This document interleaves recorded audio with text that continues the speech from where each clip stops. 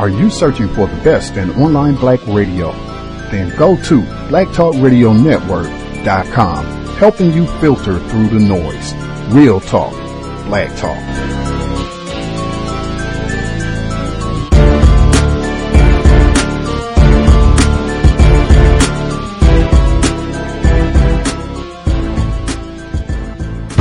Black race is founded on 2/3 a person, rapings and beatings and suffering that worsens. Black human packages tied up in strings.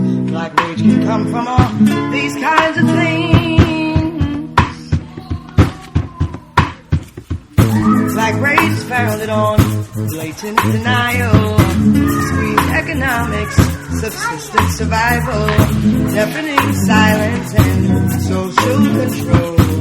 Black rage is founded on wounds in the soul. In the past decade alone, January 24th, 2004, Timothy Stansberry, Brooklyn, New York, unarmed. November 25th, 2006, Sean Bell, Queens, New York, unarmed.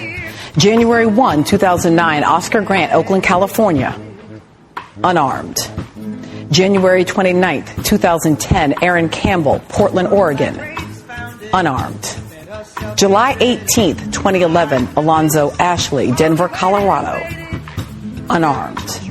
March 7th, 2012, Wendell Allen, New Orleans, Louisiana, unarmed. September 14th, 2013, Jonathan Farrell, Charlotte, North Carolina, unarmed. July 17th, 2014, Eric Garner, Staten Island, New York, unarmed.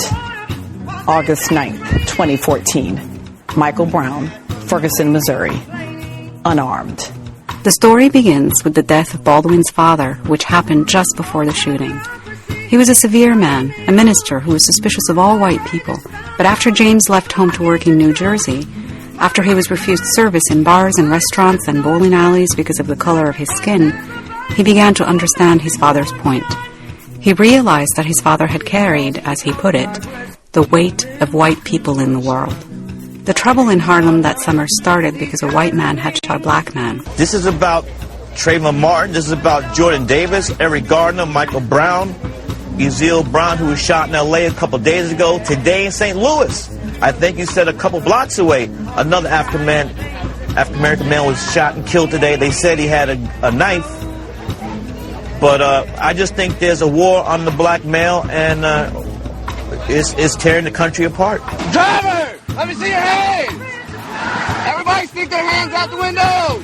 So how did this happen? Officers say they got a 911 call of a driver speeding down the highway waving a gun. So they pulled over Kamitra Barber's car thinking she was the suspect. In less than a minute, though, they realized they got the wrong car, but by that time the kids were freaking out. It's okay. No, everything's fine. No one's going to jail. Everything's fine. Everything's fine. Hey, stop crying. It's okay. It doesn't. You can't just say, "Okay, I'm sorry," and then I'm over it. I can't. I mean, every time I listen to or hear or think about it, it bothers you. What's even more confusing about all this is Barbara drives a burgundy Nissan, and the 911 call said the suspect was in a tan Toyota, making it even more unclear why police pulled her over. All these kinds of things, and then I'll be so bad. And he went on to say that black men had no rights, which the white man was bound to respect. No rights, which the white man was bound to respect.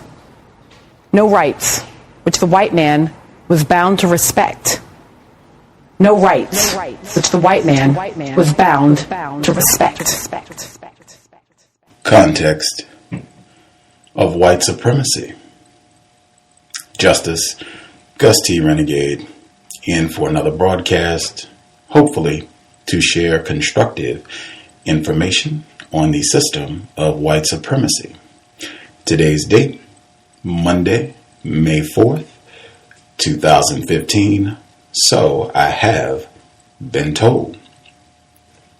We should be back Later in the week, at minimum, we are starting brand new book study session this Friday. Assata Shakur, her autobiography. If folks want to get a physical copy of the book so that you can follow along, but we are getting started this Friday. I thought that would be a nice follow-up. We just completed the autobiography of Malcolm X, so now to go to Assata Shakur, get some balance, and to be moving forward chronologically with regards to the timing of these texts should be interesting to see where we pick up at with her book. But that'll be this Friday, 8 p.m. Eastern, 5 p.m. Pacific, especially if folks who have not read her autobiography yet, with all of the conversation where her name has been coming up regularly with the talks about what they call renewing the relationship with Cuba.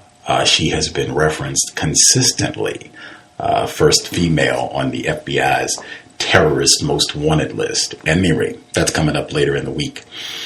Program today, I thought it would be great. Have one of our favorite guests back on to speak with us with all of the upheaval in Baltimore, South Carolina, Israel right now, worldwide. So much attention on racism. Thought it would be great to hear our guest today once again, particularly since all of this started. I guess we were going to use a reference point with the shooting of Michael Brown Jr. in Ferguson in the summer of 2014. We had him on the program in August, just a few weeks after all of that.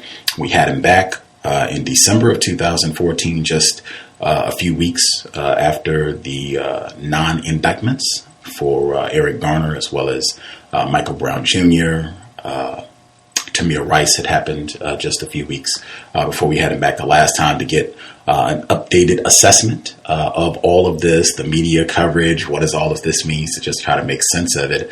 So to now have him back to get an additional assessment, to both get updates on some of the more recent controversies as well as his ongoing analysis of what all of this means, where it's going, how do we get a better grasp of racism, white supremacy, so that we can do a better job of solving this problem as soon as possible.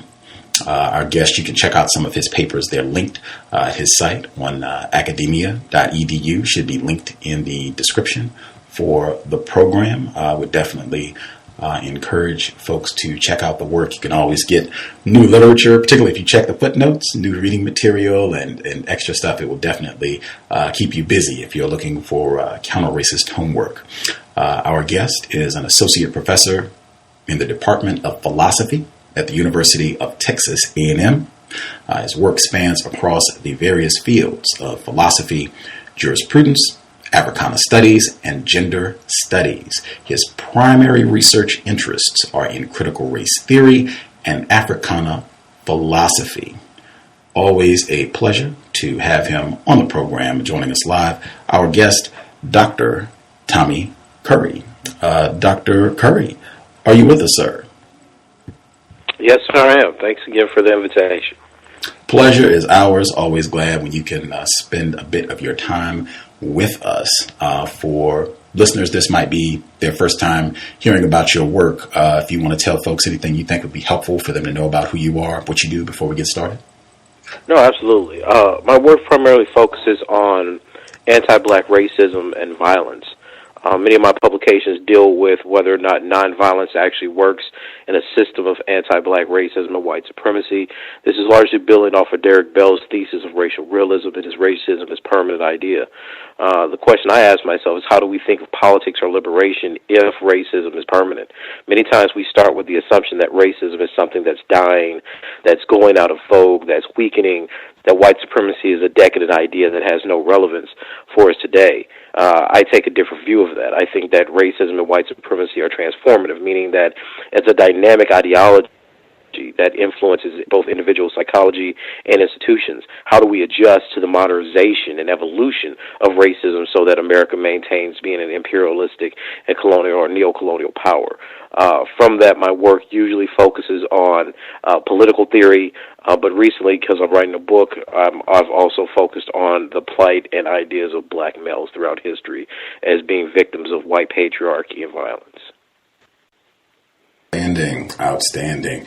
Is it acceptable? Can we make a request? I know some of our listeners have said from time to time that they would appreciate if some of the guests, if they could lower their vocabulary level to make sure folks aren't missing any of the important things that you're sharing. Is that? No, absolutely. Grand. We have a tendency to talk in jargon sometimes just because it, cuts time out. But no, that's absolutely fair. Right on. I guess to start off, I guess number one, when you emailed, you were saying that you are a parent first and foremost. Your children were a little under the weather. I hope they are doing way better on the road to a speedy recovery. No, thank you. For sure. We talked last time, we kind of started the conversation about some of the things that you and your wife, as black mom, black father, things that you do to equip your children so that they understand the world in which we live, dominated by anti-black white supremacy, racism. Since last we spoke, December, have there been any significant milestones, teachable moments, as they say, with your children and talking about any of the events that have happened? Well, my little girls are 2 and 4, so now is really, I think I mentioned before, now we're looking for positive psychological reinforcements, stories that show black women in positive roles, stories that, show them, because they both have natural hair, that, we have this book, or they call them little power, the Afro Power Puffs, that these are in fact, beautiful things and they should be proud of them. And we try to slowly teach them their heritage, show them that, solidify a positive race consciousness, and a positive black female race consciousness as well, right? That black women have a specific history, etc. We haven't really tried to socialize them to the things that have been going on in society. My wife and I have talked about it, but, they're just too young. I mean, violence scares them, and, we don't want to put them in the case where they're constantly anxious and exhibit kind of paranoia as of yet. I don't think they're old enough for that. But the thing is that we've had to talk about it. My little girl starts school next year. She'll be 5. We're in a very conservative place in Texas. So the question becomes, how do we mediate, the racist interactions that she's going to have? How do we mediate teacher expectations, stereotype, and assumptions? So these have all been part of our conversations. But, given that the literature changes, and then, as parents, you have to kind of assimilate that and think about what's best for your kids. It's an ongoing process. Fantastic. What is that book that you were talking about? The Afro Puffs? What is it? Oh, I could get you the name of it. We ordered it for them. It's a story about a little black girl who has magical powers because of her Afro Puffs. Huh. I know we have some parents who would love, or aunts, uncles, whatever, who would love to nab a copy of that for some black children that they know of. Oh, no, yeah, I'd be happy to share that, yeah. Right on. And it's about a black female author, so, I do the best I can to support our sisters when they're doing work for, our young sisters, so. Ashe. That is black self-respect right there on display. Well, I mean, we know, this is one of the things that I think we miss, is that, and I think I've commented on this before, with the Gender Politics of the Academy, is that we don't trust each other to be specialists on each other. We much rather listen to people who have a copyright on certain ideologies, like a black feminist or a liberal progressive or, whoever else may be giving the, in vogue gender theory of the day, instead of saying, look, is there a case that black women have had a certain history, a certain experience of relating to these issues of marginalization that men haven't, and why wouldn't we look for them for their influence on how to teach little girls? If they've been dealing with this their whole life, then I think that a black woman writing a children's book about self-esteem or why black women or black girls should feel beautiful about themselves matters. The same way that if a black man writes a book that's talking about the anxiety of black men dealing with death or dealing with violence, I think that matters. This is what I mean. We have to learn to trust our culture more, and the way that we do that is we support each other, and then, we purchase each other's publications and, aesthetics, arts, things of that sort that are trying to, help a new generation. Black self-respect. I can say, just in that vein, I believe it was the second time you were a guest on the program, and you were saying, in that vein of trusting other black people, that one of the things that we can do that will work against racism, anytime we write, to reference other black authors, to quote them and what have you, to get their expertise out there. And that's something that has really stuck with me every time, whether I'm writing something for myself or blogging somebody else. Even if I'm doing descriptions for our program, I make a conscious, deliberate effort to source other black people. If I have to go to a mainstream source, I at least try to make sure that the author is a black person. And then I make an effort to go to independent black news sites and what have you to really make sure that that's something that I'm promoting on a regular basis. Black people that are writing and writing accurately, not just because a black person, but that they're giving correct information. I really thought that was an important suggestion, and I try to recommend that to other listeners as well. Yeah, right on. It's vastly important. It's vastly important. Oh, and the name of that book is Penny and the Magic Power of Puffballs. The Adventures of Penny and Her Magic Puffballs by Alonda Williams. Alonda Williams. Awesome. We will even see if we can Penny and the Magic Puffballs. Penny and the Magic Puffballs. Outstanding. Check that out. Parents, I know we have a lot of black parents listening. Alonda Williams. Outstanding. Outstanding. Given everything that has been happening, as I said, really all the way back to August and rolling right on into summer, which is around the corner, I've heard a lot of talk, people saying that this is the new movement. Matter of fact, that was the big piece in the Times. They were talking about D. Ray McKinson. I think I might be botching his last name, but they were talking about these two black activists that have been working really hard since the event in Ferguson, and saying that they've kind of ushered in this new age of black activism around all of these different incidents. And I just was thinking, I've been thinking about that for a while, like, what exactly does that mean? That this is a quote-unquote new movement. What does that mean? What is that, and particularly what does that mean in the context of white supremacy? Can you give your thoughts on that?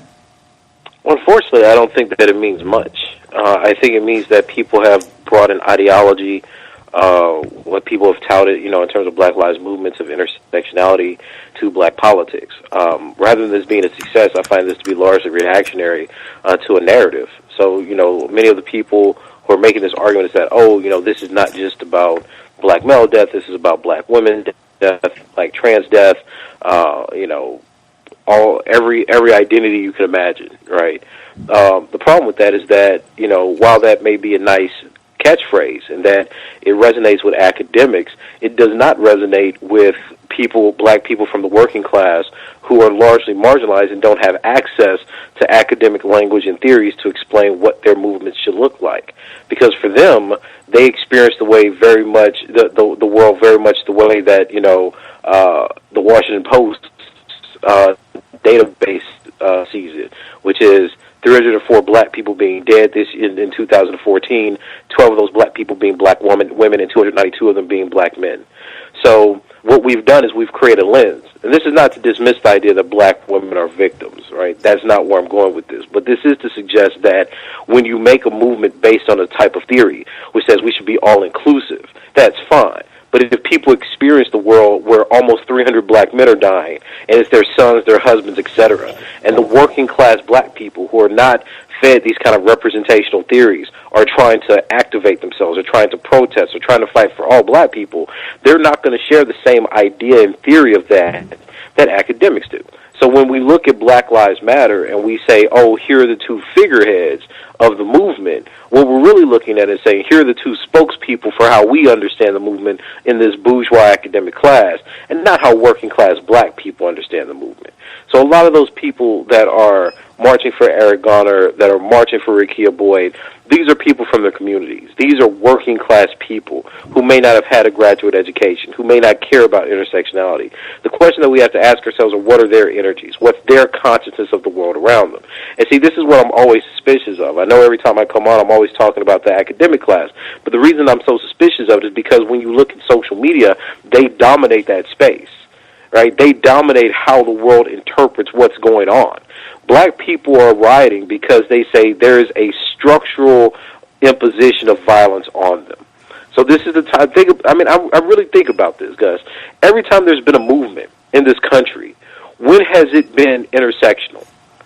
So you think about the gay rights movement. The gay rights movement were based on people who identify with different sexual orientations. It was about their experience. It was about what they said is missing. Now we have a movement where we have working class, predominantly black boys and young men being shot, and we're trying to control the ethics of the discussion because we don't like the reality that's causing people to get upset. and look at the kind of disrespect that we have for our own people. We tell them, we enjoy the fact that you're rioting. We enjoy the energy. But at the same time, we come back and say that very same black community that's confronting cops, that's standing up to tear gas and pepper spray, we think you're pathological.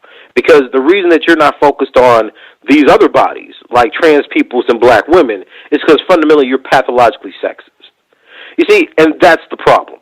That we expect movements and we expect revolts and we expect revolution to move along the ethical theories that we've defined based on our ideologies that we've learned from universities, rather than understanding that the riot, the resistance, or the revolution may in fact be the contradiction and dismissal of everything we've learned in universities.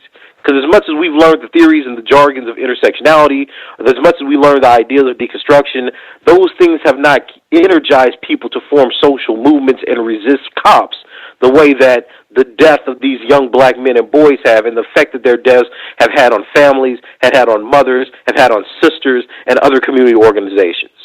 Right? And that's what we miss. So when I see things like that from Time, or when I see that from Ebony, I really do see those as other attempts for certain groups of people to get a certain recognition for ideas. It's just like when they were trying to copyright the hashtag Black Lives Matter. I find these to be neoliberal or capitalistic ideas that I've created something or I've named something, so I need to make sure it's copyright. This is us absorbing the ideas of property, of intellectual property. This is not about us trying to spread consciousness to a whole mass of people.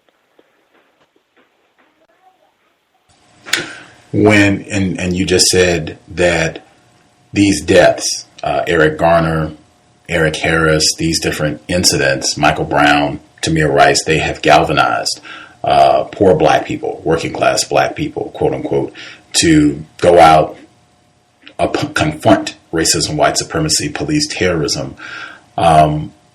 You said a revolt. I think one of the terms that I've been hearing used also, a rebellion. I think I expressed on the program on Saturday, I am cautious about referencing, and it's not just the situation in Baltimore, it's consistent for me. When I hear people talking about the LA riots after the beating of Rodney King and no indictment, they said the LA rebellion, Watts from the 60s calling this a rebellion. I'm hesitant because, number one, I've seen too many examples where white people instigate these incidents. Where they have paid people to go in and be disruptive and commit criminal acts so that they can then, just go ahead and say, oh, this is just lawless. These folks are not nonviolent protesters. They're just lawless criminals and thugs, the whole nine, to discredit everything that they're doing. And even if I say this is legitimate, even if I discredit the first fact, which is important, and I say, okay, this is legitimate. These people are upset and they're striking back at the system of white supremacy. I haven't looked at any of these incidents and seen where there was like a major blow struck against the system, against white people, right? Where like white people were really damaged. White people were hurting. Either white loss of life, major loss of white property. I mean, just white people totally destroyed. Like, I have not seen that after these incidents. Most of the time it ends up being black people who are hurt for the most parts, living in these areas that just become spots of blight for the next 50 years. Am I incorrect? Am I not? No, I think you're right. I mean, I've gone, I've said this on Facebook, and I have a paper that I'm co-authoring with Darius Hills on this issue. Like, I don't think that Black Lives Matter is revolutionary. I think that the problem is, and I would be hesitant to call it a serious rebellion. I think that it's a riot or a social protest, and I think that those things can be contained.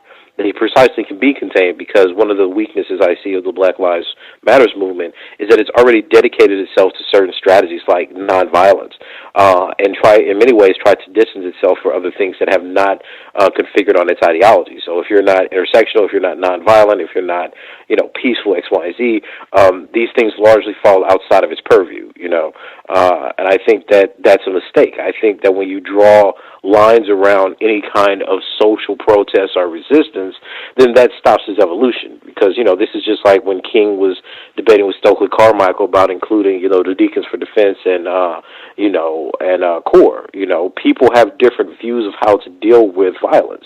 And if you don't recognize that difference and become a type of movement that has an intellectual diversity of how things go, then ultimately your movement's going to fail, because you're basically saying, here's the population that can be in it, and here's the population that can't.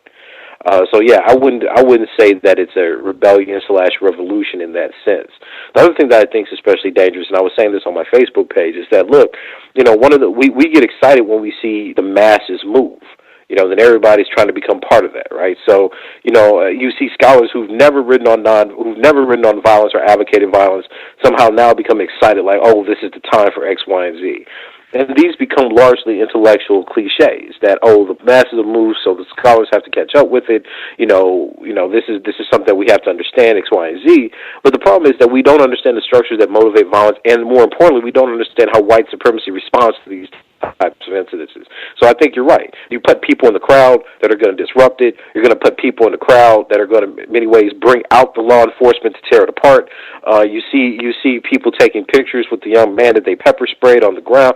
This is what happens in these kinds of situations. Police and cities are built to contain riots. This is why I've argued that we need serious urban planners trying to talk to us about the layout of Baltimore and the layout of how different types of protests would work to distract different auspices of the state. But we haven't seen that. What we see are the same talking points that get put on, like, well, what's going on? Why is this happening? But nobody's saying, well, look, how do we make this successful? How do we link up Baltimore, Ferguson, etc., not just into separate protests? I know Philly's still with Baltimore. I saw pictures from that protest. How do we make sure that these don't just become protests that last for a month or 2 months, but in fact become a countercultural revolt against the ideas and practices of white supremacy? And that's a much harder question. See, because when you get off the talking points, you can be wrong about that analysis. Nobody's wrong now because every pundit that comes on TV says these riots are justified. It's the same talking point. People are upset. People are dying. This is poverty. This is it. Everybody's correct in that, because you're using fancy language to describe what's already going on. But what you don't have is, how do you transform this into something that lasts, so that the very way that we think about black people's lives, the very institutions we appeal to for law and safety, the very idea of the rule of law, the idea of justice and freedom, right? How do we change and get people in the public to understand that, to have a different consciousness of those ideas? And see, that's not what's being talked about, because then if you do that, people are going to disagree with you. If you do that, people have to put a foundational stake. Academics too, middle-class bourgeois black people too, have to put a stake in this. They don't just get to be observers that get to tell other people what's going on. And see, this is that risk. Because, people don't want to be wrong, especially in a time where we have so much, where we're spectators on something that's so spectacular that everybody's just looking at the event unfold rather than asking, well, how do systems get broken down? Or, and this is the part that people aren't considering, how do systems respond even more virulently, given that we're protesting and we're provoking the state to, in fact, act? Now, we may win that battle, but then again, history has shown we could also lose it. Context of White Supremacy, again, Dr. Tommy J. Curry. Going all the way back to one of the very first points that you made today, in terms of what you borrow from scholar Derek Bell in terms of the permanence of racism. And I make a deliberate effort as often as I can on this program to equate the permanence of racism with, that means, the eternal dedication that white people have to the practice of racism, meaning that white people are irredeemably committed to terrorizing black people in all areas of people activity. In my view, like you, I have not seen that analysis come through clearly. If anything, I would say that adds to my kind of skepticism. Well, really, I would say it this way. That adds to my understanding of how whites have done a masterful job managing everything that's happened over the past 9 months or so, in that doesn't come through in the analysis. And in fact, I think white people have done a very skillful job throughout the entirety of resisting that narrative directly and indirectly. They've had so many victims of racism who said it's not about racism, and they're tons of white people who've been out here protesting, and they got the selfies to prove it. And then they've had different narratives. Like this was in the Washington Post. This was this past weekend. It's I, as a white mom of 2 black children, do not share Baltimore's pain. Instead, I grieve with you. And she writes, I'm not going to read the whole thing, just a quick paragraph. She says, what do I know of oppression? I am a white girl from Texas, your area, who has had every advantage skewed my way. But black community, I stand in solidarity with you, not just as a mom to 2 black children, but as a human being. I hear you and I believe you. I'm scrolling down a little bit in the article where she continues. I simply want you to know that one white upper middle class suburban woman hears and believes you. I do not share your collective pain, but I am grieved immeasurably by it, and I am committed to racial reconciliation and reparations in my lifetime. What is your response? There have been so many white protesters like this white mom of 2 black children. What is your response to so much white involvement in all of this Black Lives Matter? I would just say so, to be quite honest with you. I mean, it's funny because, when you think about white people's relationship, to anti-black violence, it really does come with, it's so mediated, right? So, she starts off saying, as a white mother of 2 black children. So this already shows that the relationship she has to black people and the lives of black people are not fundamentally connected at the human level. Rather, it's through the medium of her children, which are 2 black people she cares about.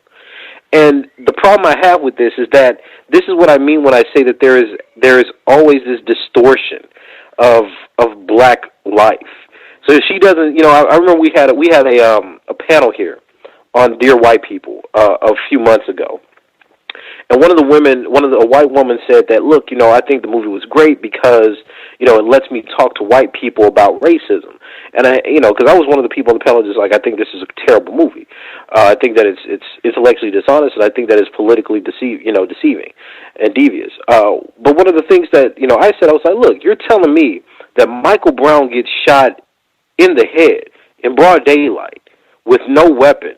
You've seen Tamir Rice, you've seen Trayvon Martin, you've seen Rakia Boyd, which is people were telling the whole story, which is even a more ridiculous display of violence against black people because he was shooting at Antonio Cross, shot him in the wrist, and accidentally shot her.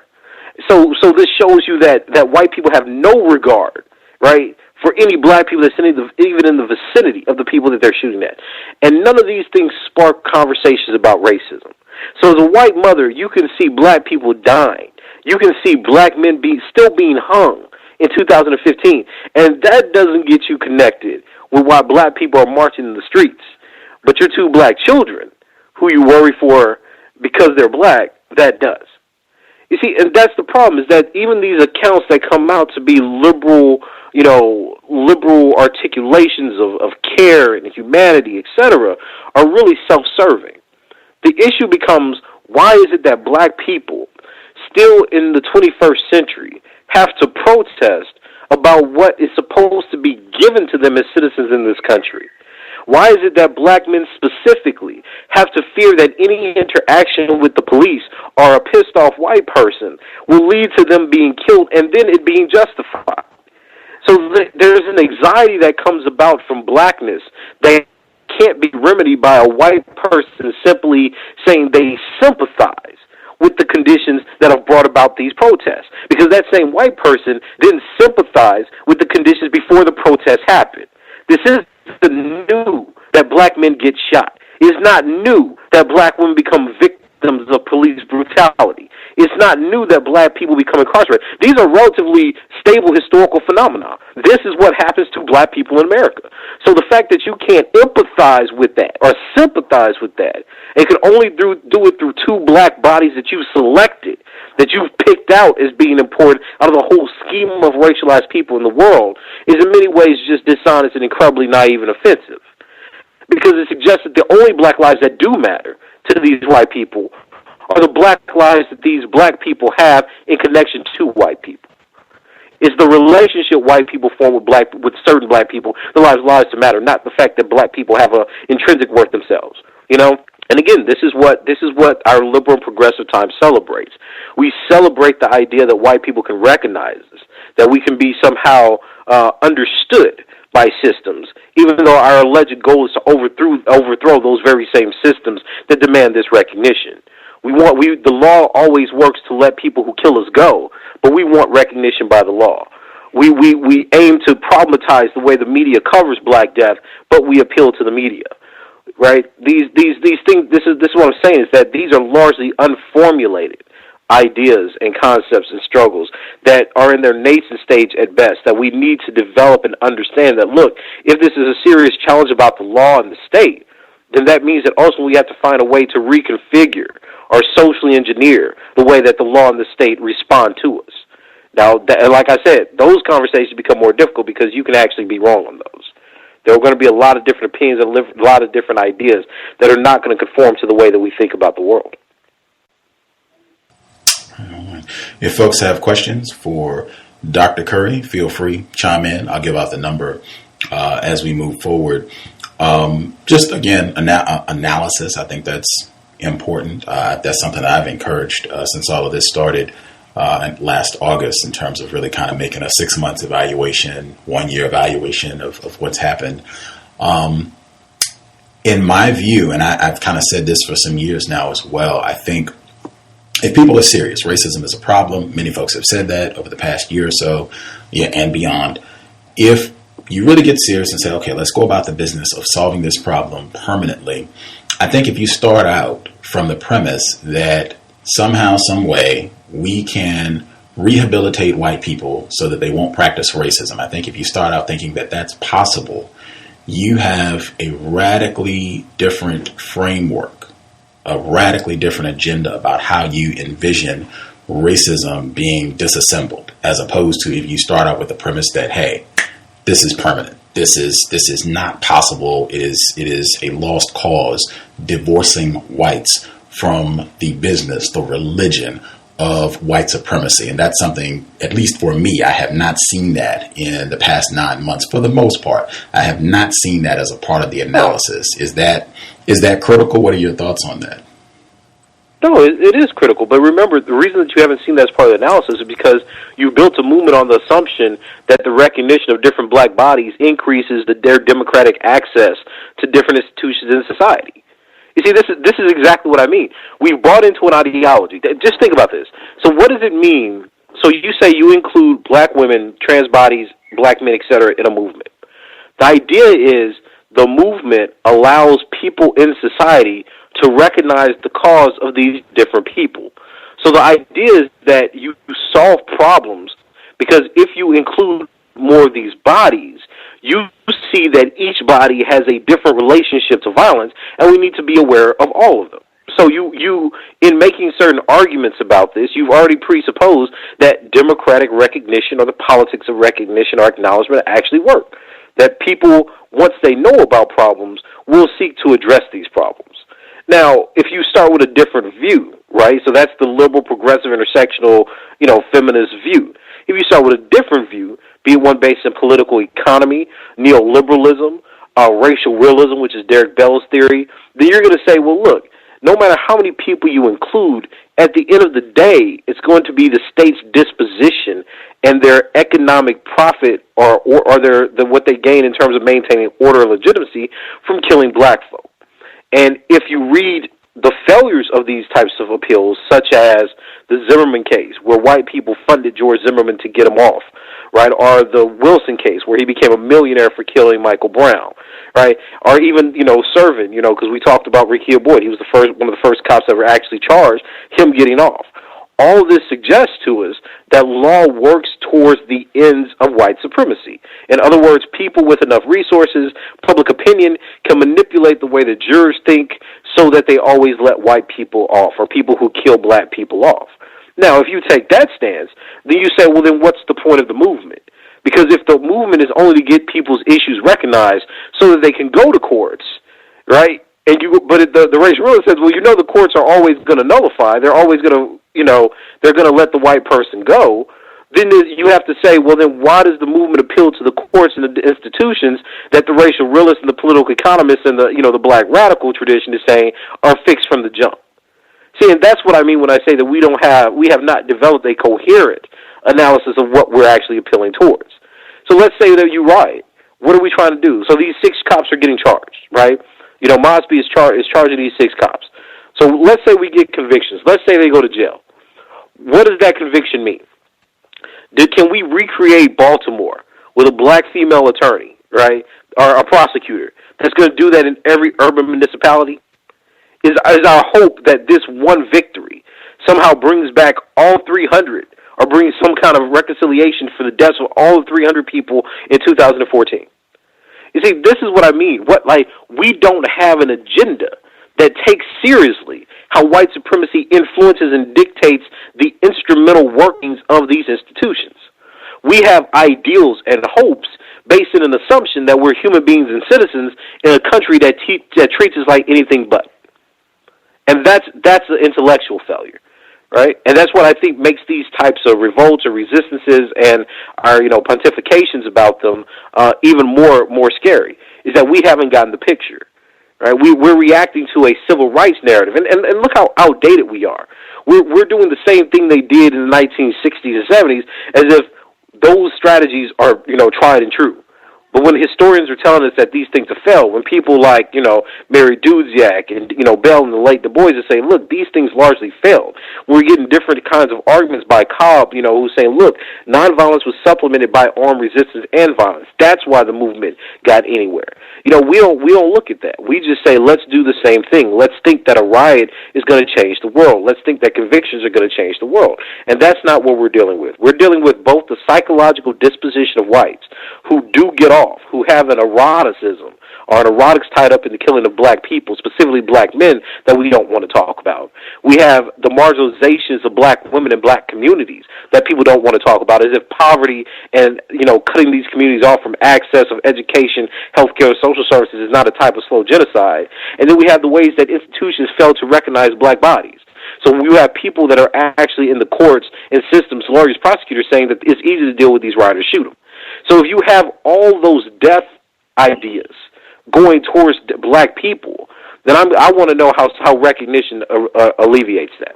And that, again, that's a conversation that we're not talking about. Nobody's going to get on MSNBC or CNN and say, hey, we're dealing with the predilection of a white race that is committed to black death and in many ways institutional genocide through incarceration and impoverishment of the black community.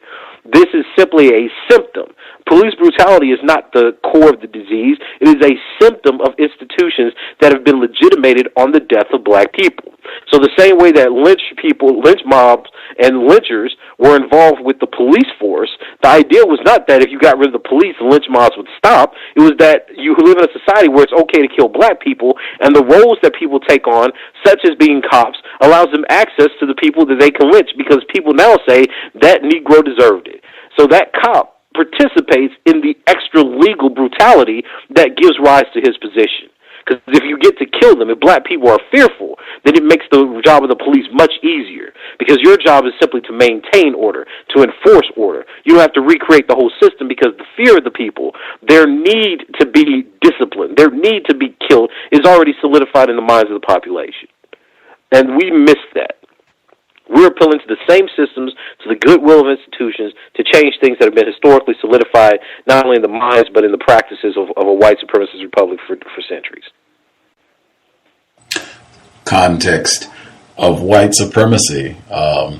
Speaking of being treated as less than a human, this just was published at Atlanta Black Star. Speaking of black journalism as well, this was published at Atlanta Black Star. Mr. Nick Childs, beating sexual abuse of Illinois inmates detailed in lawsuit reveals torture black men subjected to in American prisons. I'm skipping down midway through the report.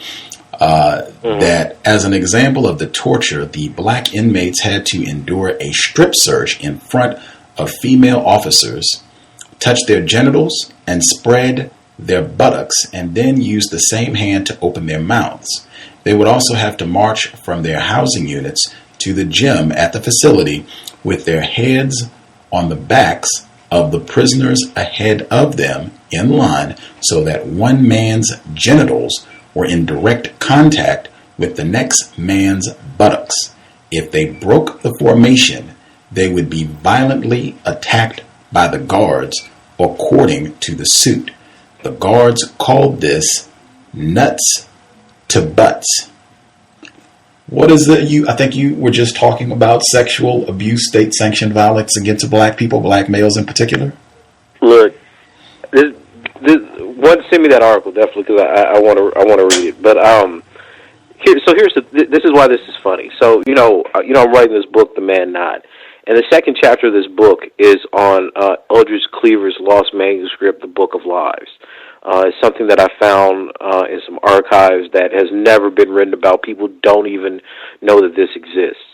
And one of the things that Eldridge Cleaver points out about the prison industrial complex is that it's a hedonistic arena for white people's sexual pleasure. So what he says is that he says that, white people know that if you put men together in a prison who have been oppressed and told that they cannot embody manhood because they can't have a white woman, then what you do is you create a sexual anxiety that tries to seek out the sexual domination of other men. And he says it's because of this homoerotic nature of the prison industrial complex that white people use black bodies for sexual entertainment. It's a type of pornography for them. So when you mention this story, I think of all the cases of male-on-male rape. I think of all the cases of black men talking about domination and rape from the prison staff, including, and this is the part that's the most disturbing, including white female staff. There's a lot of law journals that are now talking about, and even studies. So the simple study that was talking about the rates of rape between men and women being the same gets that because she includes the prison population, and that's of course dominated, even the juvenile population, dominated by young black and brown boys. So you have a history of this eroticism involved with black male bodies and brown bodies that never gets talked about in terms of the academic discourse. When we think of incarceration, we think of it as simple violence, but there's a kind of sexualization that happens to black men, a kind of performance of homoeroticism that happens that's intimately tied up with how black bodies are treated, which is one of the reasons that this idea that black men can be raped, not only, in jails, but now we know, throughout history, I think I mentioned before, this is Thomas Foster's work, that because black men have been raped by white men and white women, that this becomes an aspect of racialized violence. And Gus, I'll tell you that it is incredibly hard to talk about this aspect of anti-blackness within the university. Because the minute that you talk about it, it implicates white men and white women in a way that is offensive to disciplines itself. In other words, because we've defined racism largely as a heteronormative project where men attack men, white men rape white women, and white women largely become, these passive, background subjects, we don't want to talk about the actions of sexuality towards male bodies. And then the story you read is a perfect example of that. And this is something that Cleaver understood. Cleaver understood that, look, if you put black men in a position where they're going to be dominated, they're dominated not because of their race, but because of their sex. It is white men's homoerotic fantasy. It's their attempt to overcome the savageness of the black male body that attracts them to them.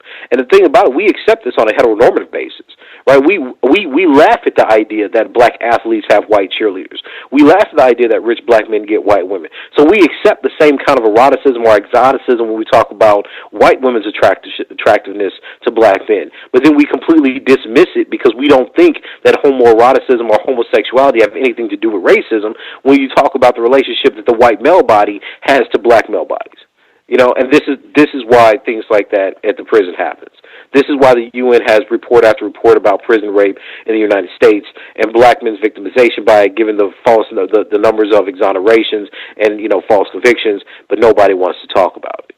And it's sad because this is really us cutting down history to fit within certain disciplinary, lenses, and that gets passed down into society because we're not educating children about slavery, including the rape of black men. We're not educating people or students about slavery, including, the sexualization of black male bodies, and it is part of the reason of the castration during lynching. We simply hold on to these mythologies that are based in narrow heteronormative myths and disciplinary politics like feminism that are essentializing certain relationships between bodies and missing out on the terror that black men and boys and black people generally experience at the hands of white supremacist institutions and peoples. Wow. I'm deviating just for a moment because I'm pretty sure I'm not going to lose my spot, but I'm deviating because what you just said, it jogged my memory when you were with us in 2014. You mentioned the book Picking Cotton, which is about Ronald Cotton, this black male in North Carolina. He did, I think, about 11 years in prison where a white woman falsely picked him in a lineup and said that he had raped her. And he did 11 years before they got DNA evidence that exonerated him. And keep in mind that FBI report that just came out about how they had been given bogus information on this hair, to keep that in mind as well. But at any rate, I read that book about a month ago. Man, it is incredible. Like, for listeners, it like alternates, right? So it goes like one chapter you hear from the white woman and she's giving her details about the trial and blah, blah, blah, and the night she was raped. And then the next chapter, it goes with Mr. Cotton, and he talks about his experience through all of this, the night he was picked out of the lineup and his 11 years in prison. Just to give you one quick anecdote, his family, they're coming to visit him. He's been in prison, as I said, closing in on a decade. They eventually even move him out of state. He's in prison in Tennessee, so he can't even see his family. So his family comes to visit him for Christmas, and they end up arriving, I think, like 45 minutes late. And so the white guards don't allow them to see Mr. Cotton. And it takes a while for him to even figure this out. So he's stressed, wondering what's going on. He's all excited, blah, blah, blah. They brought all this food and nothing. I mean, it's heart-wrenching reading this, but it was so revealing because there would be chapters and segments where she would be just talking about how she wishes death on him and his family and, I hate him. But even when they find out that Mr. Cotton didn't rape her, they get the DNA results back, her first response is, oh my gosh, I need to get security. He's going to come kill me. He's going to be so mad. And his response is just, I'm moving forward. I don't wish anything bad. I just want to move forward with my life and, go do about my business. I don't have any ill will for her. It was an amazing read on so many levels, and his quickness to forgive her. Just what you said sparked my memory. Do you have any thoughts or any profound things that you recall from the book? Well, I mean, I remember reading the book for the research I'm doing on this book, actually, which is on black men and false accusations, etc. I was struck by the conversational tone of it, that somehow it's okay. You see, this is the problem I have, is that it puts the burden on these black men who are exonerated to take the high road of forgiveness. And that's a theme that runs through the whole book, and it's something that I was very, very uncomfortable with. Because what ends up happening is that you see an injustice for a false rape accusation, and inevitably people say, well, even though that's true, the idea, the most important thing is that, we're prosecuting rape. But what we're not talking about is how rape has historically been used as a mechanism to oppress black men. So when we get these types of books, I think the problem is that it lends to this narrative that there's not a sexual violence against black men. You see what I'm saying? That we can look at this, that we can say, hey, this happened, but it was a mistake, and both people grew from it, as if there's something to grow, like you can grow from time in prison, and it's infuriating because there's so much denial about the specific sexual oppression that black men suffer at the hands of white women, both through rape and through, false incarceration or false accusations and convictions, that, there's no way that forgiveness should even be a part of that. Unless you're talking about at the individual level, like how do they deal with it? But it's just like this situation with Glenn Ford, and they did the video, and the DA put him in jail for 30 years, and he asked forgiveness, and the guy said no. And some people were like, wow, this is spectacular. How did he say no? You're taking away black men's lives, poor working class black men's lives, and he ends up dying a few months later, of cancer. So what does it mean to have a life lost? If your idea is that, well, as long as we protect the white woman, then everything becomes okay, then it's justifiable. there's no way that you can legitimize or justify that type of thing. And I think that, picking cotton is an example of what happens when there's an attempt to reconcile this, and it ends up being the language of forgiveness without a real evaluation of what happens to other black men and other black boys who are falsely accused of rape and sexual assault. Even I think the title, at least for me, as I read it, I think the title says a lot. And then when you read it is incredible. It is in my opinion, it is a fascinating counter-racist study. If you want to check it out, Picking Cotton. As I said, I was not. It's spectacular. It's really spectacular given what he went through. But Gus, this is also part of our our sickness and symptom, right? There's reasons that certain ideas are not taught to students into universities, and I always focus on that because you got to remember that everything that we're seeing happening today, when we look at MSNBC, when we look at the people who are the pundits, when we look at all the explanations of what we're doing, these are largely public intellectuals who are trying to dictate the discourse of how the masses should understand the events that are unfolding before them. So even though people may agree with a black face saying fancy language on television, it is still a form of propaganda that tells people how they should interpret the world. An example of this, and I was reading, I don't know the guy's name, I think it was Daryl Moore. He wrote a piece on Mike.com where he was saying that, these movements are ignoring black women, right? And, so I read his piece, and I was like, okay, well, yeah, let's see what he has to say. And one of the things he pointed to was Kendra James. And, for the life of me, I was like, that sounds familiar, but I don't know what this is. I clicked on the link. Kendra James was killed in Oregon in 2003. Now, one of the things that Daryl Moore said was that, well, we don't march for black women. And given that I do the research on all these different, deaths, et cetera, I was like, well, that's not true, right? Black people do march. NAACP does march, right? But what struck me was that, the Kendra James murder was particularly funny because the very link that he had said there was a march of 1,500 to 2,000 people. And that march lasted for several weeks and it was joined in by other people who had lost their sons, right? And it resulted in a change of police policy. So then I had to ask myself, well, this person claims that we don't march. And mind you, this death was over 10 years ago, okay? Doesn't march, yet this is what people are saying. So I had to ask myself, well, then how does that not contradict? You say that we don't march for them, but the link you shared says there was a march of 2,000 people. The marches that, the first nights of Baltimore and Chicago were listed around 2,000 or 3,000 people. So I'm curious to know what incentive we have in trying to direct the lens of interpretation. You see what I'm saying? Like, why do people are able to create what they want the public to see? And lots of us buy into this.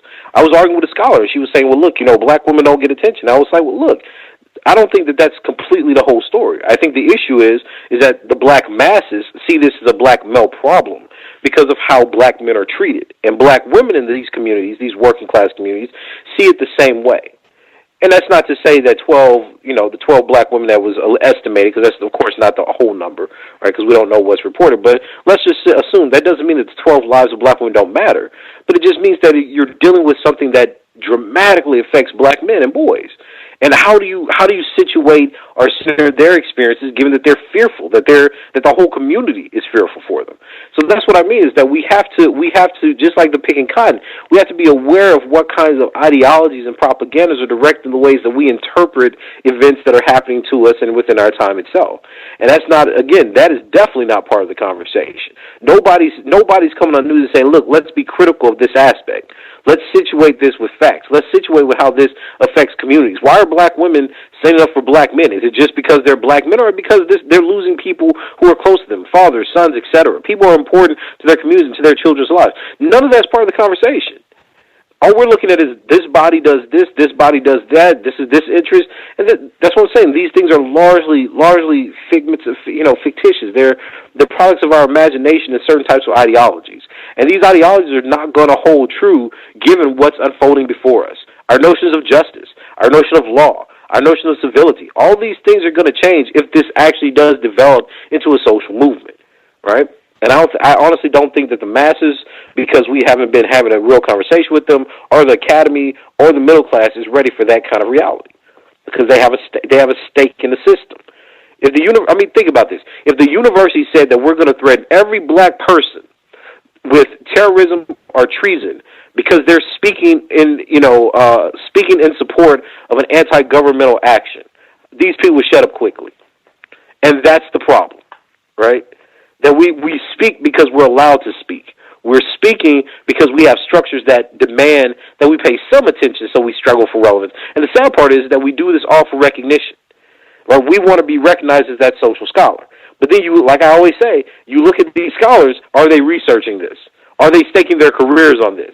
Do they stake their intellectual careers on black people? And the answer in most cases, of course, is going to be of course not.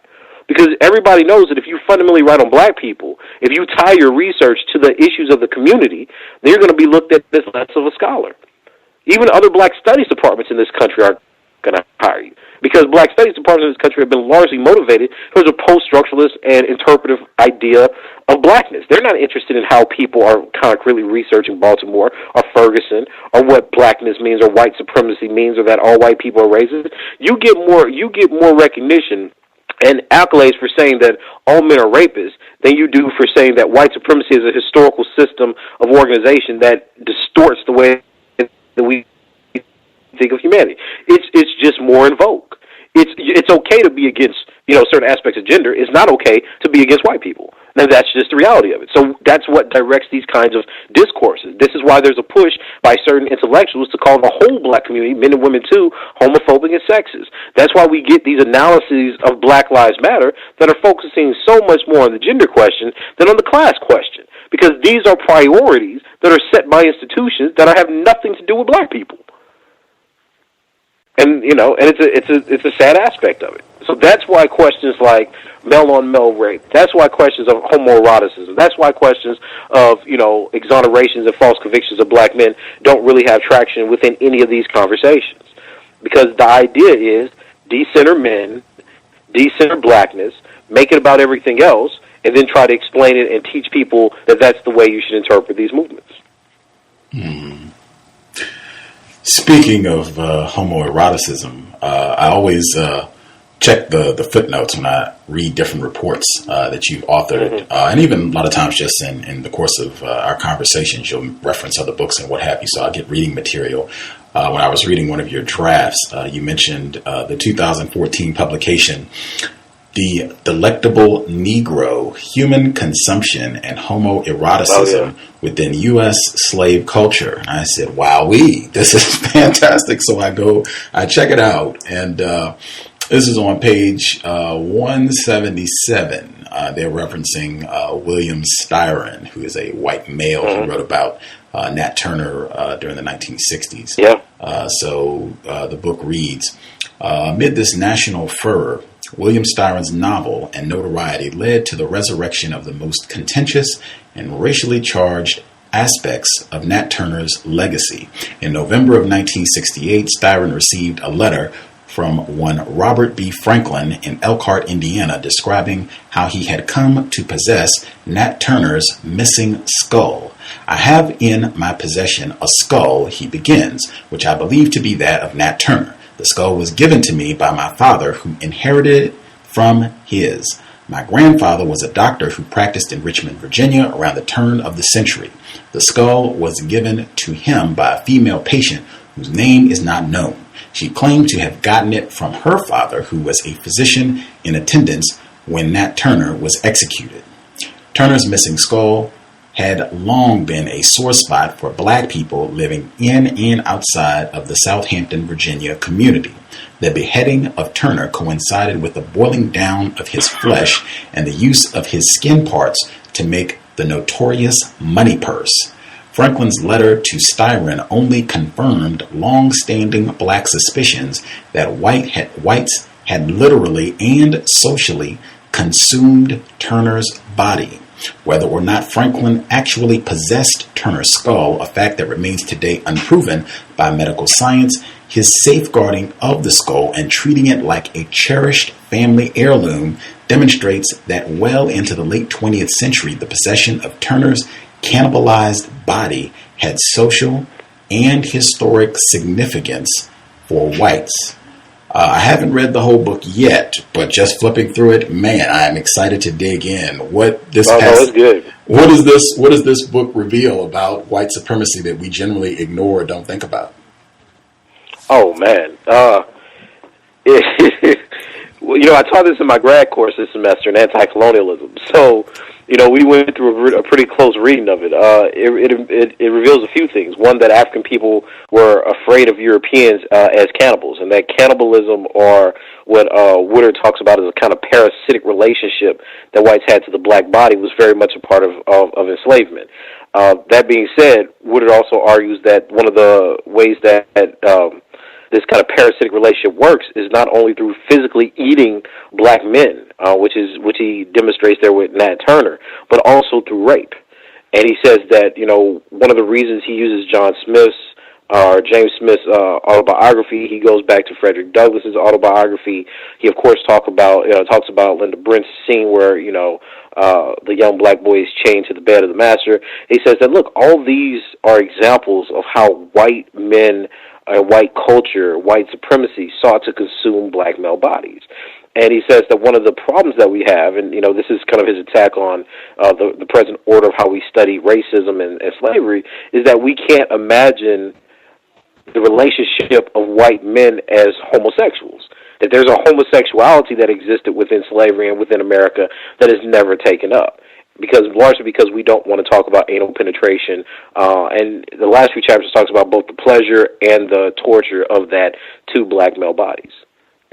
So it's a deep book. It's a very deep book, but it's books like that are trying to document this other kind of history that really don't catch a lot of attention outside of queer studies, and I think that that's a mistake.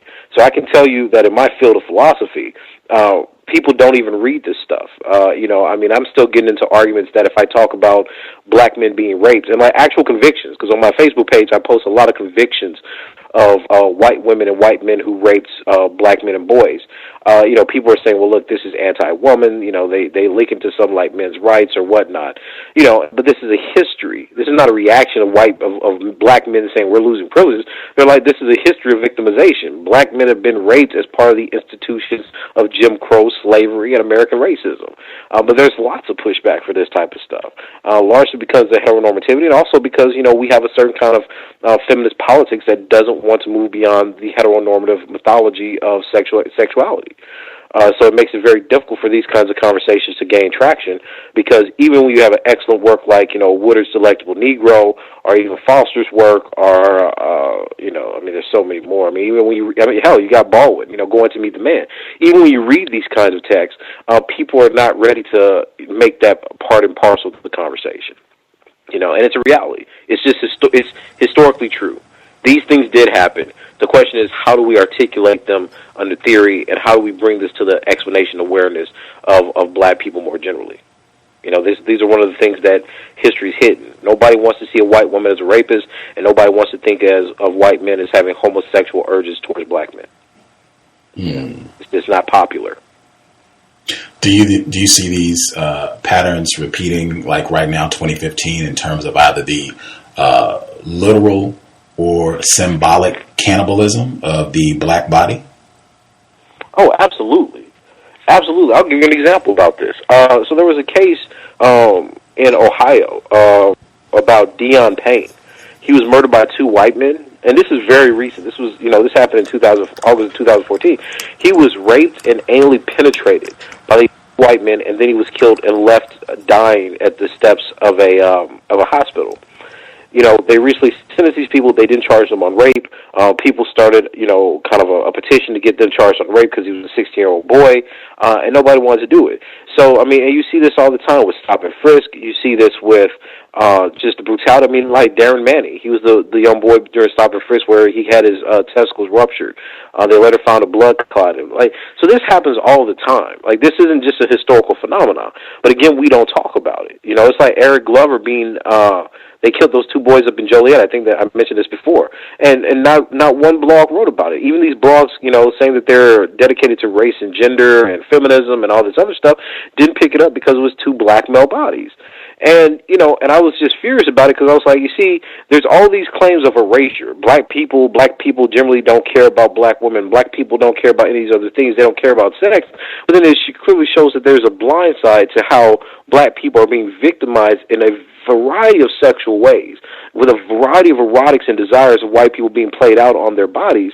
And these things are just ignored because they're inconvenient for the theories that these blogs, etc., represent. And I'm saying we need to move beyond all this. We have a historical record where white men rape black women. We have a record where black men rape black women. We have a record of black women raping black men and boys. Right? That's what happens in the real world. We need to start having conversations that address all of that and not trying to read the world through one narrow lens that says that it's only this or only that. So in 2015, where you have black men still being lynched, where you still have black men's organs being taken out of their bodies, where you have black men being raped and killed, 16-year-old boys raped and killed and castrated, then I think we need to have a new conversation.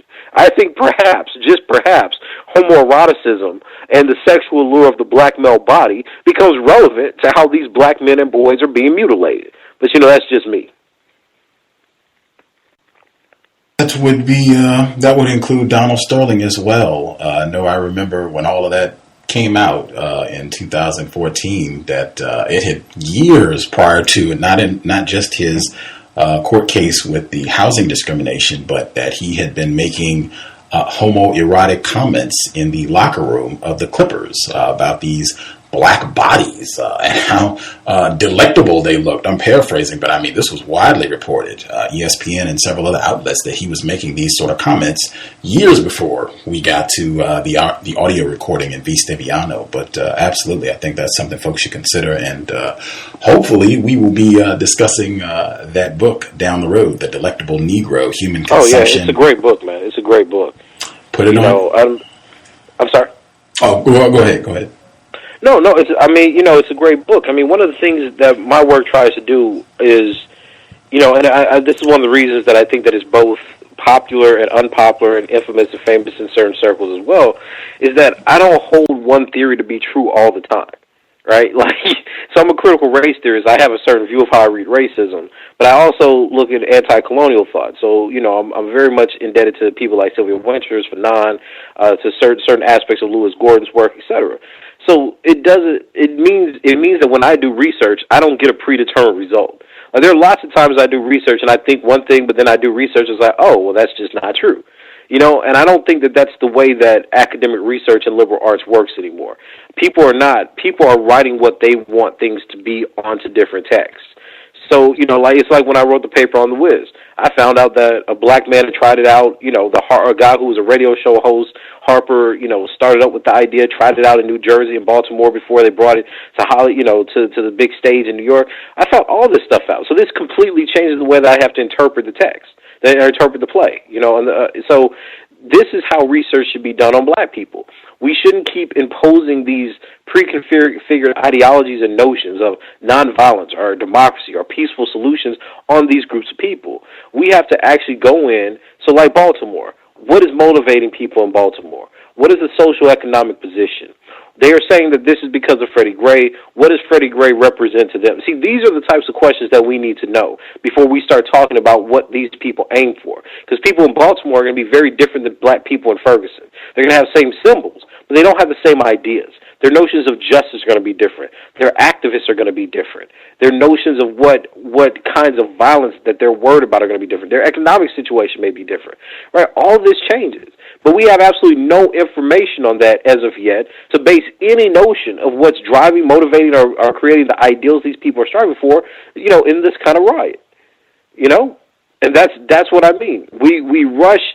Everybody who's a public intellectual rushes as soon as something happens to say, here's my theory of it, instead of saying, well, here's what I've learned from it, and here's a theory that I think explains it. And those are two vastly different approaches in how we understand black people. That is a difference between the black scholar and the black public intellectual.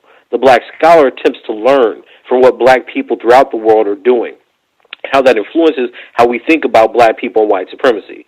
The public intellectual just says, here's my thoughts of it. It's a kind of black impressionism. I don't really know anything about it specifically. I know none of the sociological, historical, or economic factors in it, but here's my impressions, because I woke up today and I'm going to tell you what I think about it. Two vastly different ideas. Only one of them truly addresses white supremacy. The other tries to be compensated by it. I'll let the audience figure out which. The number to dial for folks who have questions for Dr. Tommy J. Curry, 760-569-7676, and the code is 564-943#. Press *6 if you have questions for Dr. Tommy Curry. That number again, 760-569-7676, and the code is 564-943#. Press *6 if you have questions for Dr. Curry. You mentioned the film, last question I'll get in before I get some of the callers. You mentioned the film Dear White People, super popular, talked about weekly basis throughout 2014, got a big review in the New York Times. I was able to see the film earlier this month. I told people that I thought the last 7 minutes of the film, that, in my opinion, is the most important part that really gets to the core of what that film is all about, and where I would go with a lot of my critiques. I think you said, if I recall, that you felt it was not intellectually honest, and it didn't sound like you were a fan of the work. If you had to give your synopsis and what you perceive to be incorrect about the film, what would you say? I would say all of it's incorrect. I mean, you see, this is the thing. It's a post-racial film dressed up as a critical commentary about blackness, which is not. It's a biracial black woman who at the end disowns all racial signification and calls herself an anarchist that's utilizing racial pressures to expose what she's claiming is white racism and, I guess, black people's interest at different levels of that racism. And I'm just, I'm looking at this film like, well, who made her God or the chess master so that she could position black bodies how she wants? You know what I mean? And then at the end of the film, and this the most insulting part is, so the radical black people walk by her when she's holding hands with the white boy, and they're looking like, wait, what is this about? But her relationship with the white boy is then based on her relationship with her white father, which is unresolved throughout the movie, right? So if you look at this film, then it also articulates that the power of whiteness, even when it's just a half whiteness, is to direct black bodies towards certain political ends. She gets to create the mess at the party. She gets to put people on blast. She gets to decide how these things are going to be interpreted. At the end of the day, she decides, well, race is not that important. I'm a person, and I'm going to be with the white man who has the most critical view and lens in the whole project, in the whole film. So every other black person, the black student president, he's doing it because he wants to live up to his dad. His dad wants to be a white man who's internalized the idea of racism to such an extent that he still works for him, though he's competing against him, even though he's smarter. And he recognizes this. The black son doesn't like this. He tries to go against it. You have the black guy, what about Chris? Dealing with issues of sexual identification and his own fear of black people, which is why his hair keeps growing out. Like, come on, man. Like, do we really believe that the idea of black people is so alienated from itself, that it's so pathologically distanced from itself, that everything is only about our identity? That everything's just about how we identify ourselves to white people so that we get somewhere? And if that's true, if we truly believe that, then we're in much deeper trouble than we can even believe.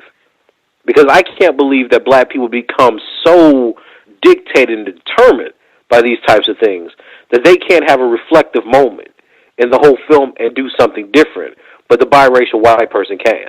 So whiteness in that film is the power to reason. It's the power to reflect and change, whereas every other black person in the film becomes simply the static object that gets to be manipulated by the power and the faculty of the person, of the biracial black woman, that can change as she will. And that's a problem for me.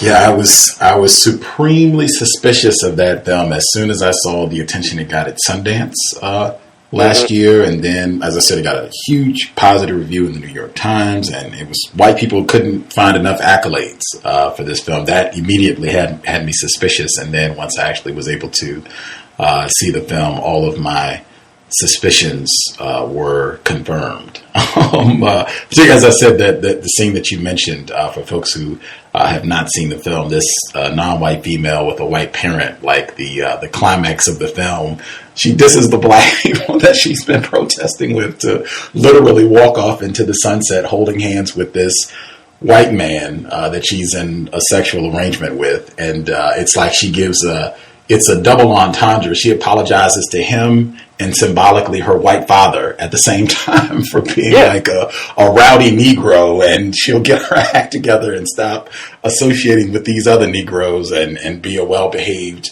non-white female with a white I mean, it's, man, I can see why white people would love a project like that. Well, yeah, because the one thing that stays stable in the whole thing is whiteness. Right? I mean, think about the very end of the film when the black guy says he wants to do a reality show, right, about the college. Right. And the black guy was like, he stood on integrity. No, we can't do it. Da-da. What did the white guy say? Yeah, we'll do it. So the whole film shows you that whiteness dictates everything. The reason that the black girl, gets the blonde hair and goes to the white boy's party, whiteness. The reason the black dude wants to be accepted, whiteness is the background of everything. The only difference is she, because she's half white, gets to mediate that world. So black people get to feel a certain way. White people at the end of the film still have all the power. That's not a success story. You know what I mean? And then she ends up with a white man who is historically the most powerful being within these structures and gets to call it love. That's not a success story. It's like Scandal. Like you don't win because you get to be the Jezebel or sexual object of the white man. That's not a reformulation. That's you saying that there's pride to be had in being the sexual object of a white man. There's nothing critical about that. Exactly. But we dress it up with all this language and somehow it becomes special. Exactly. I felt like I've seen this ending quite a few times where there's racial strife and everything is taken care of by some quote unquote interracial relationship by the time the credits hit the screen. Like, this is the same ending in Soul Man that came out in the 80s with Ray Don Chong. Same ending pretty much for Monsters Ball, where Halle Berry and Billy Bob Thornton are out eating ice cream on the porch together. Like, I've seen this a lot, that if we just get in bed together, that'll fix everything and we'll be moving forward and white power will have been corrected somehow. Some of the folks who dialed in who might have a question, let's see. Thomas in New York, I see your hand. Did you have a question for Dr. Tommy J. Curry? Your line should be open. Thomas in New York, are you with us, sir? I'm not sure if you have your line muted. I'm sorry? Can I be heard? Yes, sir. Oh. I'm sorry, I'm trying to figure out how to get off from you. How are you, sir? How are you, Dr. Curry? Good, sir. I'm good. You're coming to the show. You from listening. You went to your webpage today, and I saw that you were biomedic ethics, investigational treatment, and ethics, pain, and suffering. You teach that in as a part of your class. And by the way, Gus, how are you, sir? I know you're gonna say right poorly. And hi to all the listeners, I'm sorry. Gus posted a report last week explaining how Freddie Gray's demise might have started way before his untimely death with having his back and severed. And they posted a report showing how his family sued and won against the city of Baltimore, and how lead poisoning has a lot of effects on, in particular, black men, causing them to become violent. And I believe the numbers they quoted is 6 times more likely to drop out of school and 7 times more likely to end up in juvenile detention situations. So, of course, that leads to prison, once they didn't get into the adult, what it turns into. But, just using common sense, I could figure they'll probably end up in prison. So, in the science that you're in as a school, the ethics, pain and suffering, the biomedic, can you explain anything about lead poisoning and effects on black children? Well, I don't study like the diagnosis of those types of things specifically, but what I can tell you is that in the work that I'm doing, I'm trying to show that health, specifically mental health, and racism are definitely linked. One of the things that happen is, so if you talk about lead poisoning, if you talk about the effects on poverty, black people psychologically, if you talk about how many black men, specifically because they're working class and they do a disproportionate amount of blue-collar labor. So black men work about 60 to 70%, or 60-70% of black men work in blue-collar jobs, whereas most black women, of course, work in white-collar jobs. This means that there's a different kind of stress physically on black men. Torn rotator cuffs, arthritis, back pain, herniated disc, these types of things. And black men have to suffer from that. So what I argue is that racism has a lot to do with how we approach the idea of pain for these populations. Many times these black people don't get access to cutting-edge treatment. They certainly don't get access to medical innovation. So the difference of that would be something like you put them on, Tylenol, or give them a strong, ibuprofen, versus giving them something like platelet-rich plasma or stem cells to actually heal them. Poor populations, black populations don't get access to that kind of technology. White middle-class people do. White upper-class people do. So it means that under racism, the class dynamic is emphasized differently because black people, specifically black men, suffer more. They suffer more physically from pain. And that means that even in something like Freddie Gray, what we're not talking about in terms of racism is how did the environmental conditions he was around condition him so that his body was weaker, so he had different health status, and that he was not an optimal, able-bodied person, right? Like that's what I'm saying, we focus on the spectacular aspects. They severed his spine, this act of violence.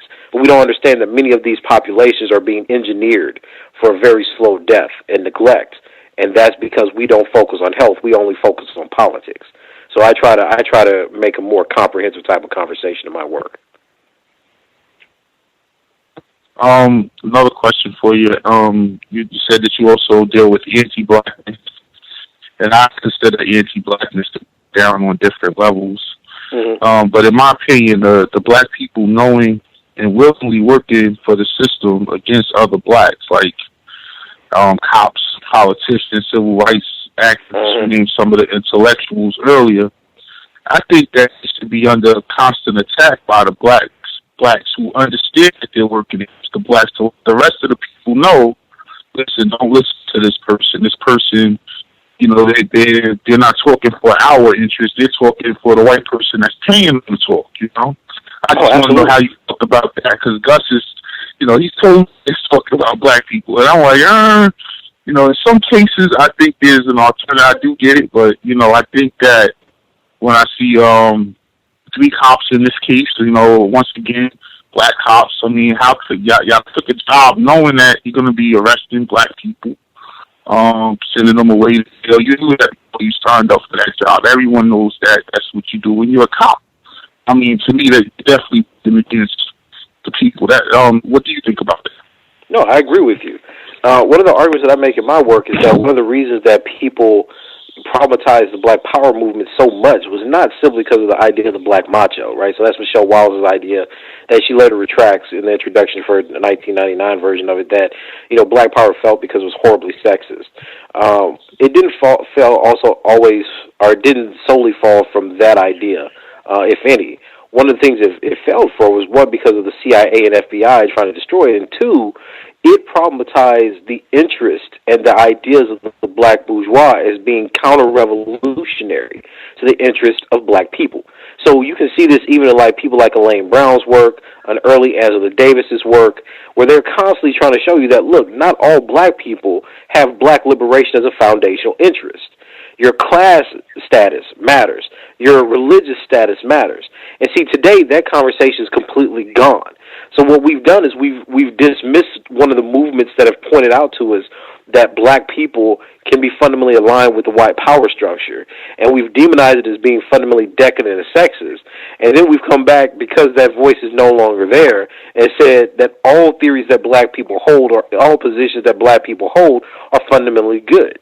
See, and this is so even some of the criticisms I've made about feminism and people like Condoleezza Rice or people with certain types of neoliberal black women in the academy, just like I've made of certain capitalistic black men in the academy, falls along this line. That there's a class dynamic where these people are socialized into maintaining their economic and political interests next to white people rather than destroying the institutions that are hurting other working class black people. And if we don't get that point, if we don't get that some black people are married to the system, something that we find not only in people like W.B. Du Bois and Frantz Fanon, but also even in the work of Martin Luther King, who's claiming that other black people are too reformist, are too passive to actually engage in revolutionary values.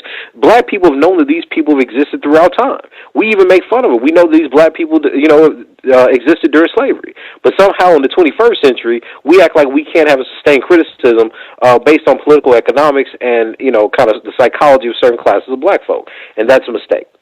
So I think... Well, what do you think we should do to those people, though? What do you think would be a way to counteract, knowing that these people are working against us? They have no way... They're there because they're black, but they're not there to help black people. What can we do? Because I'm trying to figure that out myself. Well, one is we don't trust them. In a very practical sense, let's not give legitimacy to them. I think what black people generally do is they try to make the best out of every situation. So just because there's a black face there, we say, well, maybe they'll come around. We see people doing this largely with Obama during the first term, definitely in the beginning of the second term. Mm-hmm. Well, he's constrained, he's this and that. Even though black people are going down economically, we're losing out on jobs, unemployment, is through the roof, we're still saying we're having hope. That's not the way to do things. We have to criticize people who are not showing actions that benefit the group as a whole. The second thing we need to do is not vote for those people. It may just be the case that a liberal white person or Asian person or Latino person is in the best interest of black people than a black person is. So we have to have more issue-based voting behaviors. And the third thing is that we need to put up our own candidates. So we largely listen to people that are given to us. When we look at MSNBC, when you look at CNN, we largely support and repeat the articulations of black people given to us. Very little of our discussion is based on us petitioning programs to put on people that represent our interests.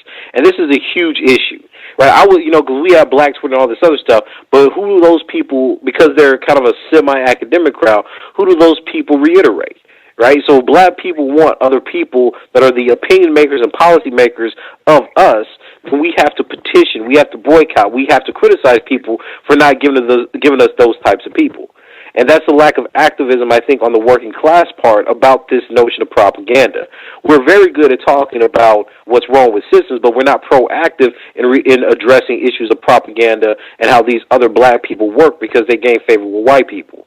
And then, like I said, we get into the thing of the calculus of, well, do we support them because they're black or not, right? We have to change that calculus. And I think those are concrete instances. We're not going to win every time, but those are concrete, instances where we can definitely do some damage to the public profile, the intellectual profile, and the overall acceptance and awareness people have of black voices. Oh, well, thank you very much, sir, and I'll mute my line. Thanks, Gus, for taking my call. No, I appreciate it, sir. Thank you. The person that dialed in last four digits, 7537. 7537. Did you have a question for Dr. Curry?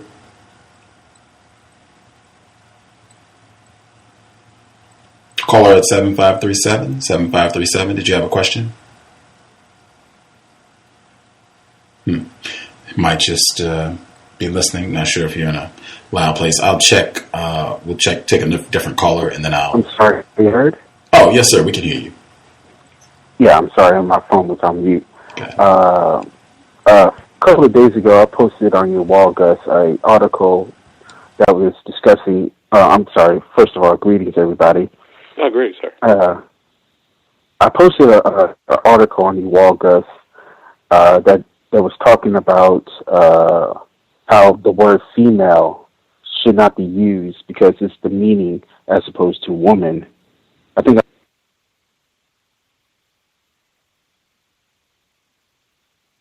Hello? Are you there, sir? We're not hearing you. Did your line drop, or maybe you bumped your mute button? It looks like he... Yes, can you hear me? Yes, we can hear you now. Yes. Okay, I'm sorry about that. I was saying that I think I posted something on your Twitter that was talking about how the words women and female were used, and how the word female should not be used as opposed to woman. And because it's been discussed on this program how black men and black males, black females aren't men and women because of how they function within the context of white supremacy. I wanted to get your thoughts, Perry, about how the word female is used, and whether or not that's correct. Because in the article, it said that referring to a female as a female as opposed to a woman, it's reducing her just down to her reproductive organs as opposed to recognizing her as a fully functioning woman. And I wanted to get your thoughts on that. Well, historically, I read similar pieces to that. I think I actually saw that post. Like, historically, black people didn't have genders; they were just sex. By that, they were just referred to as male and female. There were no men, there were no women, there were no ladies, there were no gentlemen. That's how it evolved in the 19th century. So, I think the idea of saying that you shouldn't call a woman or a black woman of just females really does return to kind of that sentiment that you're only identifying them based on their sex and not based on them as a full person or as an adult, that somehow you're losing the ontogeny, you're losing the development of them from child to a full grown reasoning functioning woman. I think amongst some groups that's going to have some play. I mean, for me, I don't find that to be very relevant the same way. I think it's insulting in the sense that it becomes a racial caricature of the de-development or undevelopment of black peoples. But so I react to it the same way that I react to someone saying black men are boys. But if you're talking about that as a historical issue, fine, I agree. If you're trying to police the black community because because this is how they address each other, I'm not as married to that. I don't think that it represents the same thing, because black people call each other niggas. They call their homegirls bitches. That's the working class culture. So if we go in there and come in with this morally stringent rule, then I just see us as policing them. I find that to be culturally imposing, not liberating. Now, may there be something to be said about how people define themselves and how they take on white supremacist notions in doing so? Absolutely. But there's nothing that shows that us calling a black woman a woman, which was something that was historically denied to her, and based on the idea of Western gender taxonomies, is any more liberating than being designated by sex. So if we're going to truly be honest and criticize female, then we should criticize womanhood too. But we're certainly not interested in that project, because most of the people that are doing this are going to be bourgeois intellectuals and have a stake in being known as a woman, or any other kind of or lady, or whatever the phrase of the day is, and not the whole picture. So to me, it's an articulation of an identity politic that's not the full story. And that's why I say that, look, we can make any kind of politics we want and make arguments or rationalizations for them. But the question is, at the end of the day, how does it truly affect black people? Is it really the case that female is a biologically reductive term that only relates people to their sex organs? And it's like, okay, well, fine, but then what does womanhood do? Right? Like, why is that the preferred term? And what values do we have to buy into such that we make people women, such that they're not girls or children, or what's that relationship to man? There's all kind of questions there that don't just revolve around one's absolutely true and the other's not. So. Yes, and I have one more question. And but did you see that article?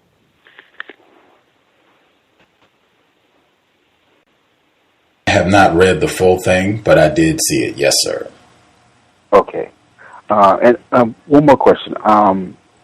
Earlier with the previous caller, Dr. Curry, you mentioned that with the health aspects of black men and black males and black females dying, and how that's not being talked about. We previously there was a guest on the program that talked about the various health problems that black people face, and she made the comment that all the people that we see on the news being killed by the police and all that is a distraction. That was the word that she used, as opposed to the black people being killed by the tens of thousands in hospitals and various other health facilities, because we don't talk about those. And I just wanted to get your thoughts on that as well. Well, like I said, in the previous to the previous caller, I think they're part and parcel, right? I mean, and I think she's right. It was a female scholar, a black woman scholar. Hello. Yes, I think she was a former doctor. Okay. Yeah. So I mean, look, I think she's right. I think the real issue is how do look. I think the problem is that when we frame issues of racism, we do so only with the political in mind.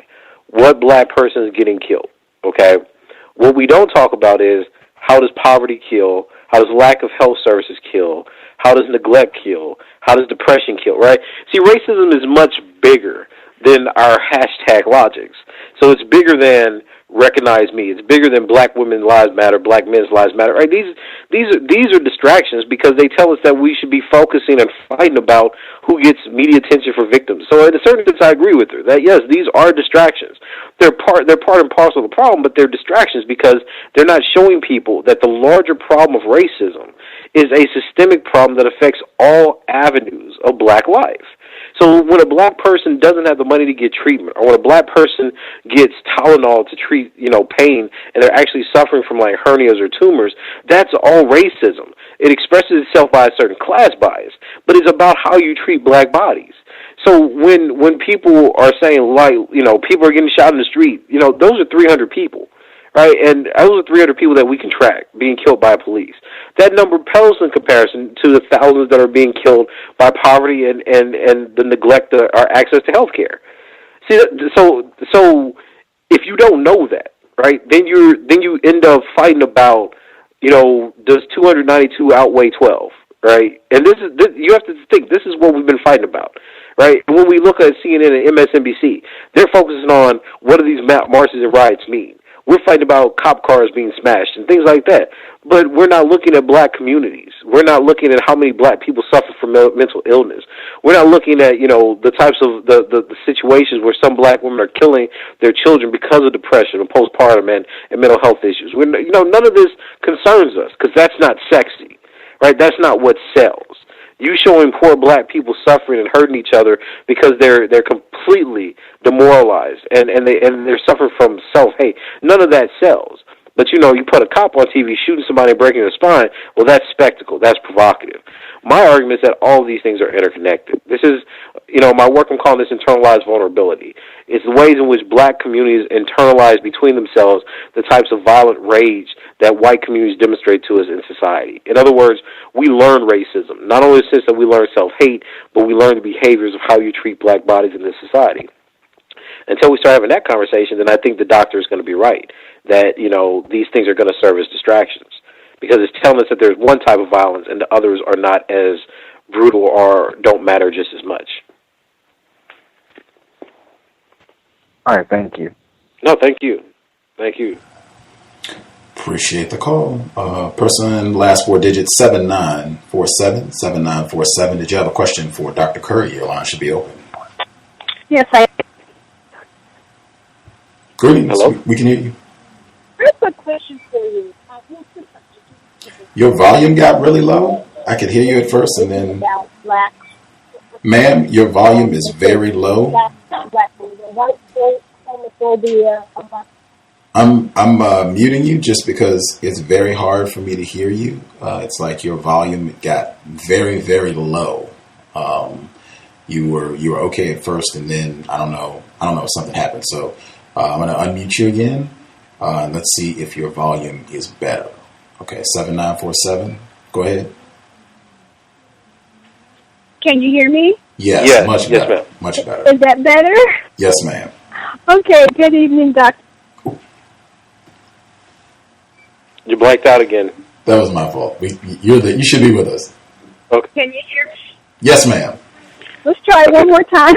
All right, there Good we go. evening, Dr. Carey. Good evening, guests and listeners. A real quick question, two questions for you. Yes, ma'am. First of all, I'd like to know, with respect to homophobia, we were talking about that earlier among slaves. Are there any books written about that we know of? Homophobia in the black community? No. And as far as slavery was concerned, white supremacy over homophobia as far as black slaves were concerned. Oh, yes. Yeah, I mean, there's I know of two specifically that I've been drawn from.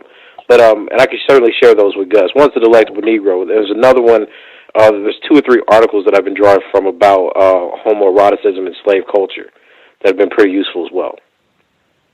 Okay, the only reason why I asked of that is because I always wondered, they had so much domination. I know they were raping the black men as well as the women. They talk about the women rape, but it's not like overblown with respect to the black men being raped. Also, it seems to me with this whole movement of the marriage, same-sex marriage and things of that nature, it seems like it's really like, I don't know, to me, like white-dominated. I live here in the New Jersey, New York area, and every week I look in the New York Times and I see these 2 white men, they have their pictures in the paper, and I believe truly that there are more white males who are homophobic than we think, who've been in the closet, who wants that freedom of letting people know that I have the power, white supremacy power, and also I want you to respect me as a homosexual too.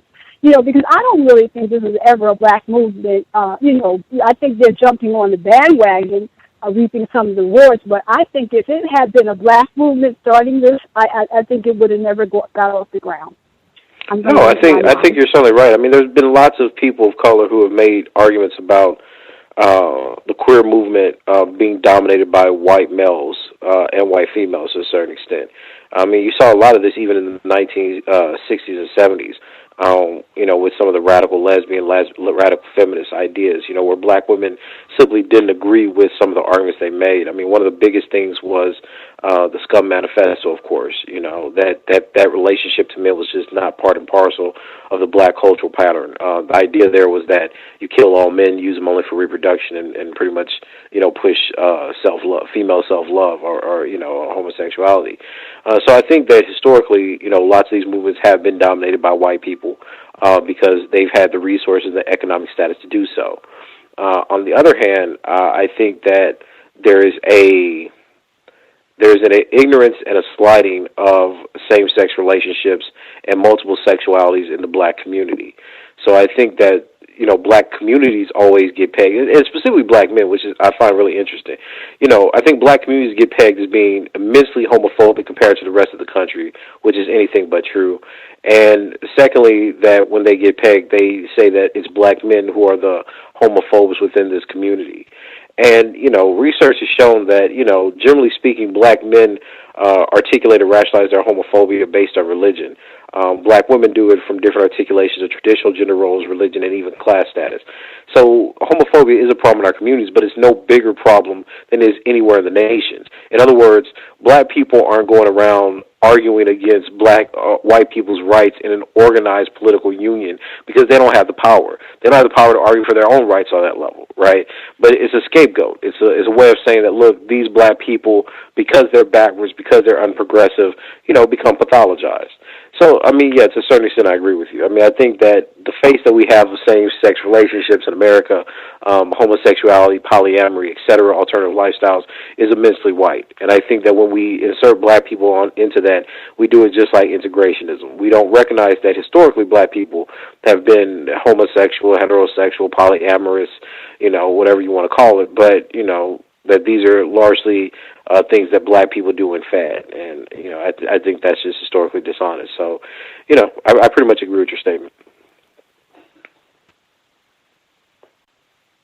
The caller who asked that question, I think she dropped off the line. Okay. If she dialed back in, she can press *6. But to her point about the different, literature that she could check out on this subject matter, I think one of the reports that you reference regularly, The Sexual Abuse of Black Men Under American Slavery, by Thomas Foster. Yes, Foster's piece.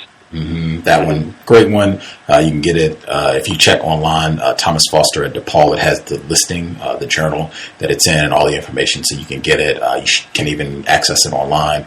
And then one of the texts that I referenced on the subject matter, I think she was talking about homosexuality and racism, the book Colonialism and Homosexuality by Robert Aldrich. He's in Australia. I've been trying to get him on the program for a few years now. It is a very interesting book. I think is one of the first books that I saw that was talking about this concept of white people being able to come in and specifically sexually exploit dark males throughout the empire of white supremacy. But those are two you can check out on the subject matter. Father folks, if you the person that called in knocked it out before I even got it. 4376. If you had a question for Dr. Curry, your line should be open. 4376. Hello. Yes. I was calling. I had a question about the. Your volume is kind of low as well. If you could speak up, please. Oh, I'm sorry. I was calling about the comment that you guys made about the homosexuality. When do you guys think that the white supremacists put into act to help manipulate the minds of the blacks to accepting the homosexuality? So, like, when do I think that whites program black people with homosexuality? Yeah, when do you think that it really just kicked off to where it got to where it is today? You think that happened maybe 60s, 70s, 80s, 90s, maybe? Yeah, I don't know. I don't think that I don't think that any sexualities are kind of programmed, right? I think that if you look at history, you look at different civilizations, be it Greek culture, Japanese culture, Asian cultures, even though we look at the Kama Sutra, there are all types of sexualities that different groups of people have had. I think the problem is that because we've been enslaved within a puritanical and Victorian system, British system, those kinds of moralities about the narrowness of sexuality kind of became our norm. So rather than it's just like how we deal with polyamory or polygamy here. So, we don't think of polygamy or polyamory as being a system where you can marry multiple women or men or love multiple women or men. We think of it as something that's, aberrational, like you're only supposed to be one person. We don't see that as that. What I'm arguing is that that's cultural, right? That's not natural. It's just cultural. So there's no exhaustion for the number of types of erotic relationships any culture can have. So in that sense, I would disagree in the idea that white people put homosexuality in black people's minds. I do agree that there's an articulation of sexuality generally, be it homosexuality or heterosexuality, that's been programmed as kind of the cultural norm, that one stands in opposition to the other. And from that relationship, that's where we define all sexuality. And I think that's fundamentally incorrect. History's shown that there's been two men loving one woman, there's been one man with two or three women. There's all kinds of relationships and sexual practices that exist throughout the world. I just think that the West is extremely narrow on that. And I think that the kinds of issues that we see and the kind of anxiety that we have in the black community comes from these unknown historical facts and also our victimization. So I think that there's a discussion, or there's not a discussion about the victimization of black men sexually that brings about cultural anxiety. The way that we deal with this is we say, don't let people take your manhood. Don't let people rape you. Don't let X, Y, and Z happen to you. But that's because we've cultivated a cultural fear in it, one that's largely unexplained and uninvestigated. Whereas what we should be doing is talking about all of these things. And, a person could be heterosexual, homosexual, polyamorous, etc. But, no label or sexual identity should be taken on because of the impression of fear or anxiety it causes within the culture. Okay. Interesting. That was your only question, ma'am? Yes, it does. Oh, right on. No, thank you, ma'am. Mm-hmm. The person that called in from a blocked number, did you have a question for Dr. Curry? Person from a blocked number? Yeah. Hi, Dr. Curry. Hi, how are you? Hi, fine, thanks. How are you? I'm good. That's good. I wanted to know your take on the black woman that beat her son up, when he was out, protesting. Yes. With the other young people, and the fact that, she was really proud of it, and they took the picture with Anderson Cooper, and her son was like pulling away in the picture, and she was all on all the talk shows, like, you know, she was really proud and everything. And people were saying that, you know, that was really terrible the way what she did to him, and I felt that same way. How do you feel about that? Okay, I can say I certainly wasn't impressed with it. I think that one of the issues that we have in this country, and I think this goes all the way through, is how we treat black male bodies, especially in relationship to violence. And, you know, it amazes me, you know, because I've been seeing people throw these memes around between Peterson and Ray Rice and this woman. And what I've always been amazed with is that there seems to be a level where if black men do something, we think at all levels that violence is the appropriate response for their punishment. You know, we see, like in this case, she disagreed with her son's choices. She didn't engage him. She became a caring mother simply because she was beating the hell out of him in front of people. But we couldn't accept the same thing from, like, you know, Adrian Peterson, who could say that I didn't want my son to be a thief, so I whipped him so he wouldn't be that, or what he did was wrong and it could develop into something else. We don't see that same ethic of care. So I think that there's a lot of things that go into how we read different bodies and violence that are beyond her just hitting him. I don't think that black men are seen as providers of care or concern. I think for them, every violence is meant to hurt. Every violence is meant to kill or maim. And I think that that's why you had this reaction to people like Peterson. Even in a world like, you know, with Ray Rice, where, you know, I was one of the people saying, look, we need to address the bidirectionality of this. She hit him. They're both drunk. He hit her. She became, you know, it escalated where she became the more hurt party. This is symptomatic of how domestic abuse happens in our communities. That, you know, men are largely attacked sometimes. That poverty, drugs, alcoholism, etc., contribute to the escalation of the issue, and black women become hurt because of that escalation. You know, we have a very dishonest and gendered biased way of reading situations. Because I guarantee you, if that was a black father that did the same thing as a black daughter, he would have been brought up on charges. They would not have called him a concerned parent, just like the father who spanked his daughter for twerking or making the video, or they've had these floating around. You know, none of these things are seen as good parenting. Every time we see those things, it's black men are attacking black women. They're abusive. We need to do something about child abuse. In this situation, this woman's hitting, etc., and that's not part of the conversation. She was allegedly trying to save his life. So, I mean, I can't get down with that. I don't think that you should attack any child that way. I think if you're a concerned parent and you knew that was your child, then you pull your child to the side. It's like, look, you know, you're not going to do this. I don't understand the need for this type of thing. I really don't. And I know other people disagree, and people think that she's a national hero. I don't understand what's achieved in a world where you're protesting violence against black people, where you say, oh, but here's good violence, right? I don't understand that. I think it's a double standard. I don't think he's old enough to understand reason. And if he's old enough to understand reason and he articulates why he's doing it and you disagree, then what's the need for you to push violence on him? And the problem is that then for white people to see this is what it creates. It creates this binary where it's okay for black women to hit black children, specifically black men, as discipline, but it's not okay for black men to do it, right? So even an older person that for most cases, you know, I think he's an older teenager, right? He's like 17 or so, yeah, 16, 17, 17, yeah, right? Yeah, practically of legal age, you know, to make his own decisions. You know, he's treated as an adult in a year, but you treat him like a child, and people enjoy that. But the minute that, I mean, even when these other people have disciplined their children, people who are like 6, 7, 8, we say this is unfathomable, right? So these types of things are strange. And I think that the reason that you see the reward of it is precisely because it indulges in what people like to see, the castration, emasculation, and violence towards black men. They tolerate violence. They enjoy violence against black males.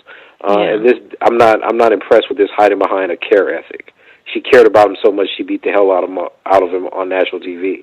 And then if it was truly a care ethic, why would you go on television and then, you know, enjoy the acclaim that you're getting for it? It's one thing to say, look, I disciplined my child, was worried about his safety. Why take the celebrity that follows from it? Like, what does that get you? Right? It makes him, he looks like a fool. He's clearly not enjoying it. He's embarrassed by it. So what is it? So what's the real interest in it? You know, these things are troubling to me. Yeah, I was really angry when I saw that, but I know there was a lot of people on Facebook that were, that they wanted to argue. Well, she was saving his life, She didn't want him to be another Freddie Gray, which didn't even make any sense. It was almost like she was blaming Freddie Gray for his own, murder. Right? Like who's going to be Freddie Gray? Like if he walks on the street, he could be Freddie Gray. Right. But see, this is what I'm saying about the context of how we misunderstand our own racial oppression. The argument is not that Freddie Gray did something. The argument is that Freddie Gray did nothing and was treated that way. So how does beating somebody because he's protesting prevent him from being Freddie Gray or Michael Brown, for instance? Mm-hmm. Like any interaction with the cop could kill him. So what's the argument? Never go on the street? Don't walk anywhere? Right? This is what I mean. We hide the systemic issues of anti-black violence behind different things. And one of the things that we hide them behind is these kind of respectability ideas, these ideas that being a good mother means beating the hell out of a black man so this black man doesn't do X, right? But that's not safety. If you want safety, then challenge the systems that do that to black men, that make it a crime for them to drive or walk down the street while being black and male. Don't beat the hell out of somebody that says, look, I'm challenging this. You may disagree with me, but I'm going to challenge the system. I mean, I don't see that as being useful. I don't either. Can I ask you just one more question? I want to ask you how you felt about you probably saw the picture of I think the 17-year-old boy that took the police cone, one of the orange cones off the street, and he bashed a police window in on a car, and his stepfather was the one that decided that he should turn himself in and he would go with him. So his mother, I think she kind of reluctantly agreed.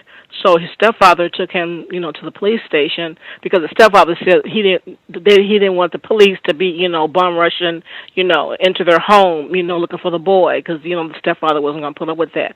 So when they took the boy to the police station, they set the boy's bond at $500,000. I think it was $500,000 more than those cops that murdered that boy, and they said he was going to get life. I think he had a few misdemeanor crimes when he was younger, but he was going to get life. And I saw a video on Facebook where his mother, she didn't, she was angry, but it seemed like the stepfather was the one that ran the show. And I wonder how that stepfather and his stepson got along, and I wonder if that was the stepfather's way of trying to get the boy out of the way or something. I don't know. Maybe I'm just reading. No, we never know anything about the intent, but for God's sakes, right? Yeah. And the way I feel. I was just going to say, the way I feel, I don't care if they do bum rush into my house. I'm not going to give my child up. But this is what I'm sorry to interrupt you, but I understand. No, it's fine. Go ahead. It's fine. Oh, yeah, I apologize. But what I was going to say is that, look, this is what I mean, right? Like, so you're having a riot, and then the first thing you do is you say, okay, we're protesting the system, but you did something out of the norm, so look, we're going to turn you into the system? But that's what I'm saying. This doesn't make sense. Mm-hmm. If the argument is that the system does not work, that the system is unjustly targeting black lives, and you do something to challenge that, be it breaking a car window, whatever the case may be, and then you have somebody, say, okay, well, you did something illegal, go turn yourself into the system that you're protesting. I don't see that as being smart. I just don't. Yeah. But this is the problem. This is what I mean when I say that this is not, and that more than anything proves my point, that we have people at the top telling us how we interpret the situation. You have disjointed values motivating the situation, and you don't have an articulation of an organized program of values that are going to direct the situation and all the people participating share. That's the problem, and that's a clear example of that. Yeah. Okay. Well, thank you for answering my question. No, thank you so much for the question, ma'am. Okay. Sure. Good night. Of white supremacy. Again, if folks have any questions before Dr. Curry exits, you should get your hand up immediately. Do not wait till the last second. I did want to ask, we had students on from University of California, Berkeley. They had been doing protesting on campus about some of the various incidents that have been happening, as well as specific issues on campus. where black students' needs aren't being met, and they presented a list of demands. One of their demands was for black psychologists and resources, mental health resources for black students on predominantly white campuses, specifically at Berkeley, and saying that because of racism, black students are under so much strain, and it would be beneficial to have counseling options, black counseling options, where you could talk about racism and how it's impacting you and impacting your mental health specifically.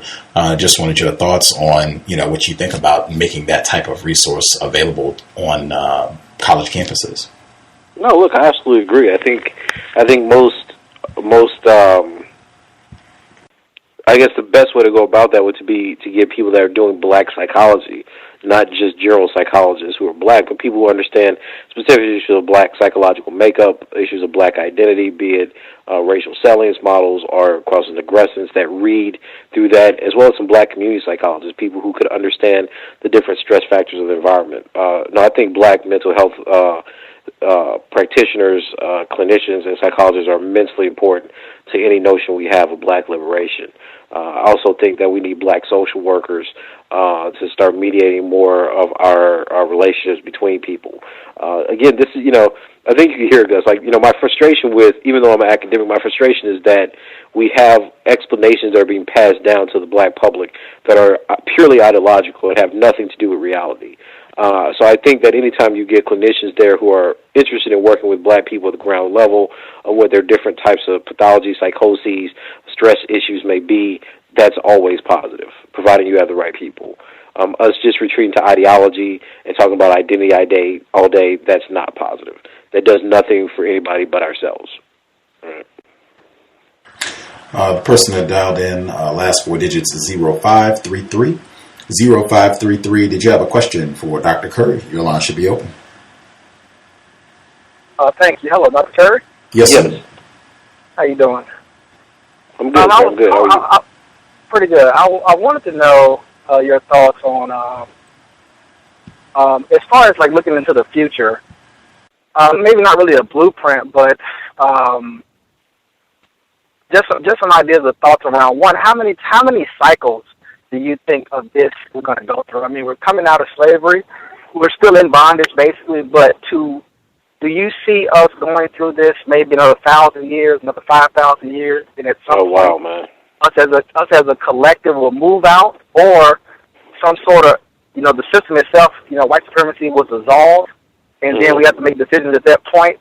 Are we going to have to separate, some blacks, other blacks with like minds, and kind of push out and, obviously fight the system or whatever, to sort of, just to start making some space at some point?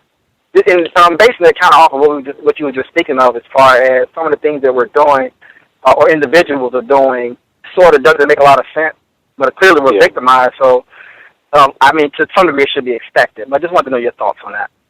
Well, look, the problem is that when we deal with issues, when we deal with issues of race or racism, when we look at history, we don't see resolution. So, if you think about colonial histories of Britain, if you think about just how colonialism works generally, groups of people go out of existence. And I think the problem with us is that we think somehow this is kind of a final step, that this is the platform that racial justice is fought upon within this system, within this government, within this system of economics. And I think that's silly, right? Because, just think about this. Black people in slavery thought that the end of slavery was the new world. Black people out of Reconstruction thought that was the Gilding Age was the new world. Then Jim Crow happened. People out of Jim Crow thought desegregation was the new world. Then that happened, right? That shows us that there is a dynamics of white supremacy that keeps inserting itself. So I think for us to have this idea that there's going to be an ending cycle to what we're dealing with is naive.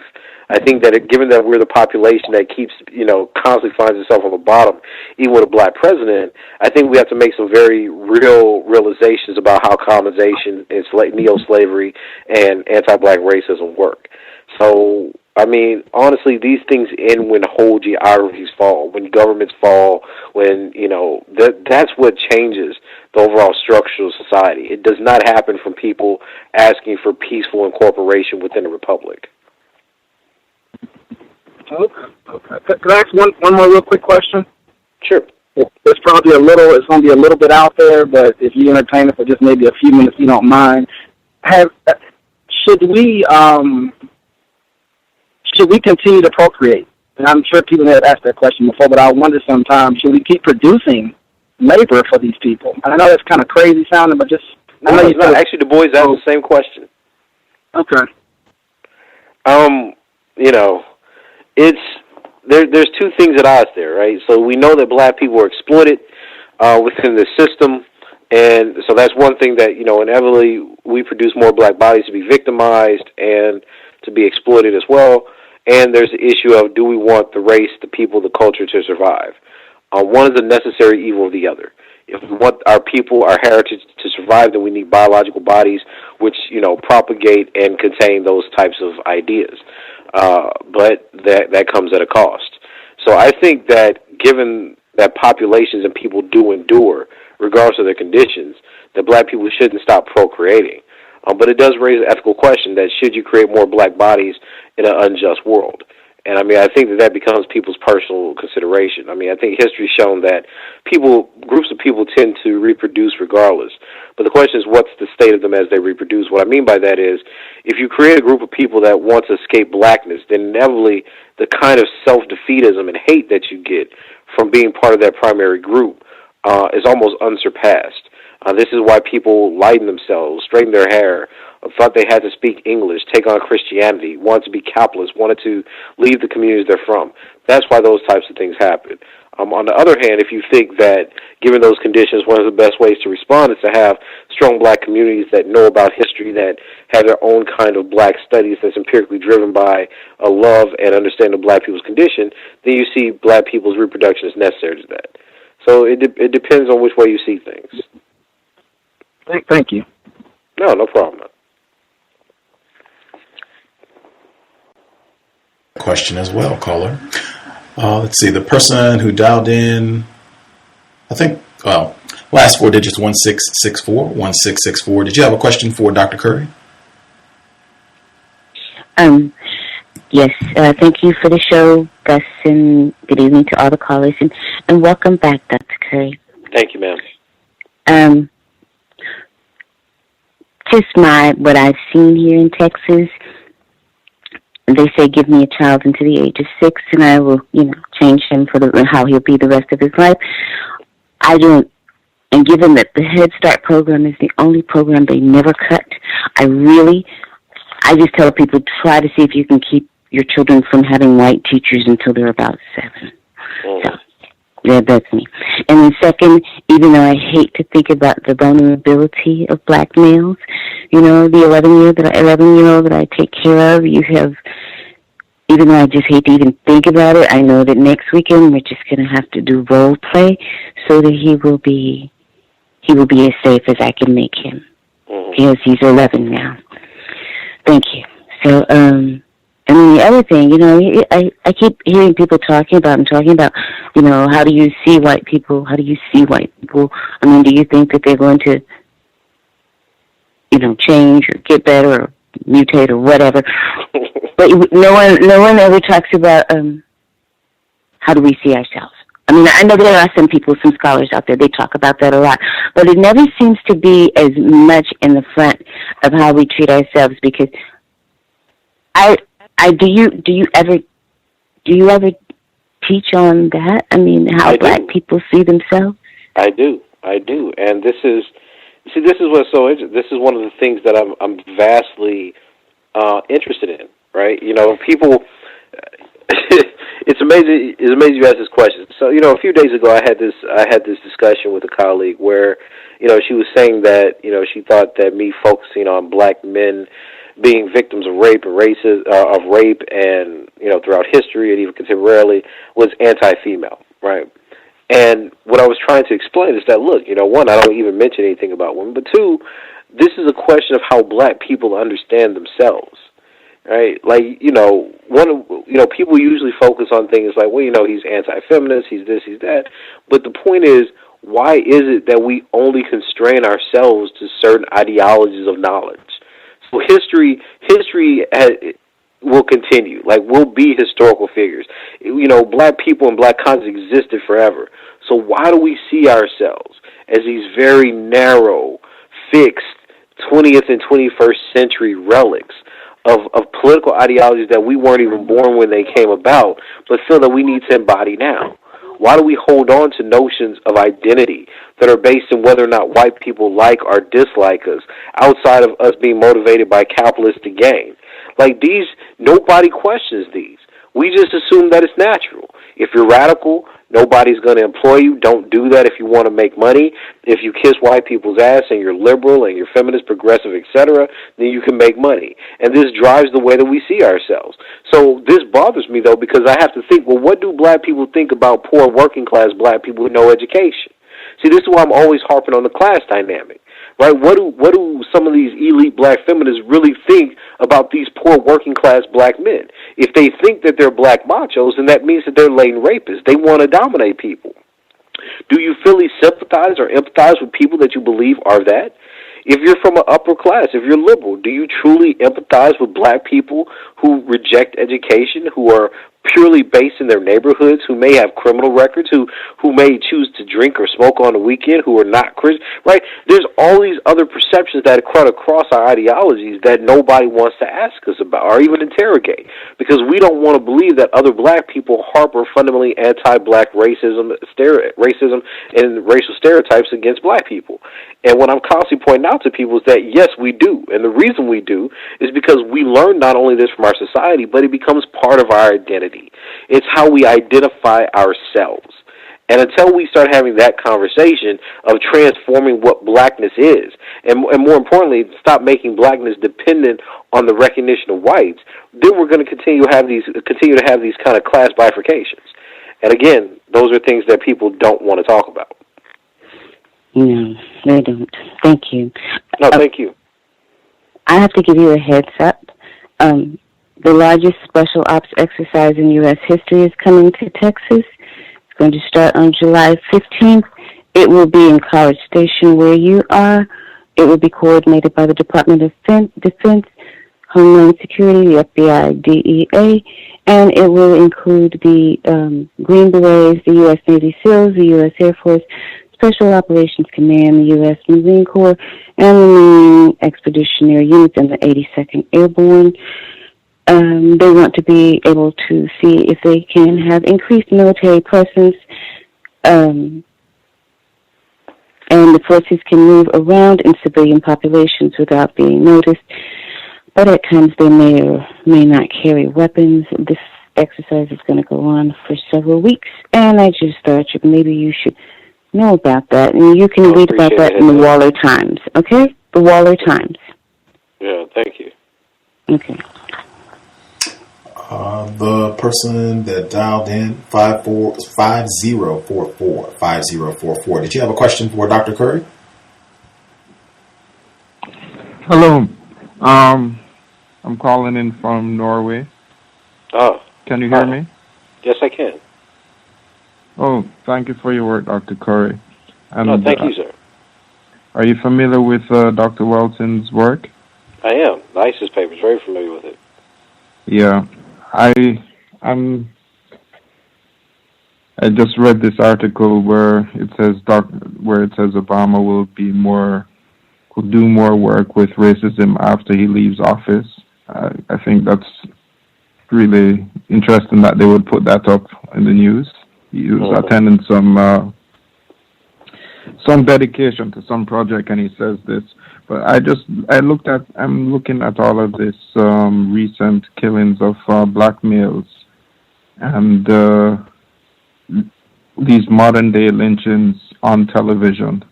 I suspect that the way these events are portrayed on the media, how they're blown up on television, repeated through YouTube, I see a similarity with that happening, and how during Reconstruction in America, where you would have lynchings, and then people would take pictures of these, put them on postcards, and distribute them around the country.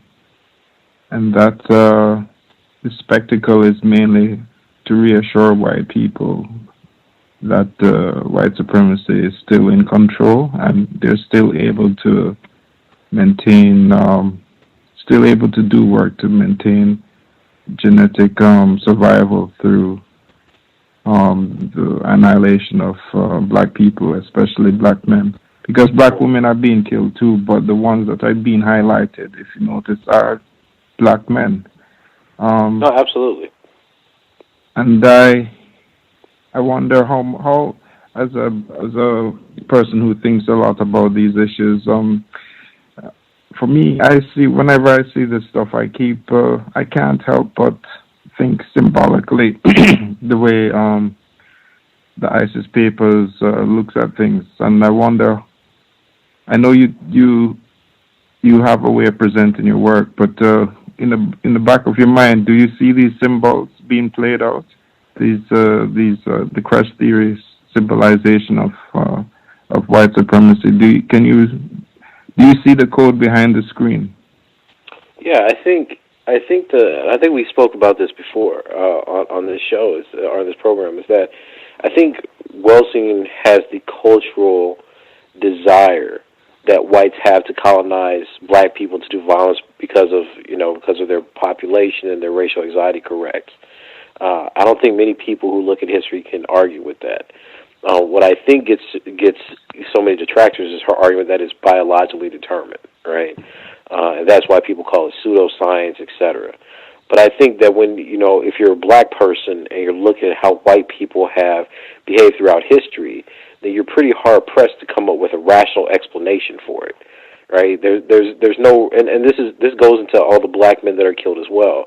That black male bodies simultaneously are the most phobic object. Because remember, and this is why I try to point out to people when we analyze things and don't just buy into the pop culture ideology.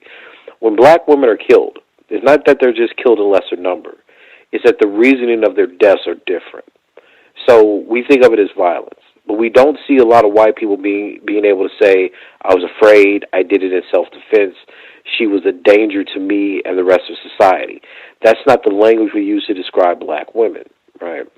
Inferiority, X, Y, and Z, violent. We use that language, of course, but it's a different kind of phobia that's generated. Simultaneously, we have whites acting on this phobia historically as if it's part of their libidinal desire. In other words, they're claiming that there's an anxiety there that's causing a fear, but that fear somehow becomes sexualized and becomes eroticized so that it stimulates them sexually. We see this with white women. We see this with white men, right? So with white women, we see it play out in terms of what they think the black stud will do. We see this a lot in cuckold cultures, right, where the white man is emasculated by watching the black beast have sex with, or the black stud have sex with the white woman. We see this also in the end of white men. He's also turned on by it. Exactly. Humiliation turns him on, exactly. And then simultaneously, we see all these issues, like you think back to Amadou Diallo, where white men seem to have a sexual fascination with anal penetration and sodomy of black men. So it's that nexus of sexuality that's not taken into consideration. And this is why I think the idea that Welsing's working with in terms of the anxieties produced by whites being of numerical inferiority really opens up the case to look at some of these other cultural pathologies. See, because if, let's say you reject Wells, you reject Welsing, then what do you have? What's the explanation? It can't just be misunderstanding, because misunderstanding doesn't produce a kind of phobia or erotics the way that, just ignorance does. So there has to be some kind of deliberate desire there. And the question is, what's the origin of the desire? Is it produced by anxiety? Is it produced by fear? Is it produced by the fascination with black male bodies? Is it produced with black female bodies? What is it about the exoticism of this black body that simultaneously becomes both beast and fuckable? And that's something that we're not really trying to have that conversation. So I think the ISIS. No, I'm sorry. Go ahead. I will let you finish first. Oh no, I think the ISIS papers are a first step in making a contribution to understanding the psychological disposition and drives of white people. I don't think that we can uphold the biological aspect of it anymore, but I certainly think that its cultural, psychological, and worldview aspect of it holds true. The question is, do we just repeat that, or do we go on to something else, right? Or do we use that as a launch pad for other things? I think at this point we have to use it as a launch pad. And I think that what happens is the white academy is very quick to dismiss it because it's biologism, but at the same time upholds the same kind of stuff. Kant said the same thing about black people, right? It's the same kind of theory. So it's a white person says that they get away with it. A black person says that it has to be pseudoscience. Real quick, can I have a reply? Can I have another question, Gus? Sure, please. Okay, because your reply seems to fit in with a lot of when I talk about this theory with other non-white people, I get the feel you call it biologism, which I suppose you're referring to what she says about white people fearing white genetic annihilation at the subconscious level. No, I think that part's accurate. I just there's a kind of geneticism that white people are biologically situated in this way. That's what I meant by the biologism. I think that they have a biological right, they have a biological response to act genocidally, like it's within their genes. Yeah, exactly. Okay. Yeah, that's the only part I disagree with. I think the rest is true. Okay, thank you. Because I suspect that I'm not white, and I suspect that I will never know what it actually feels like to be a white person. That I will not know what it feels like to be afraid of genetic annihilation. Have you ever thought about that?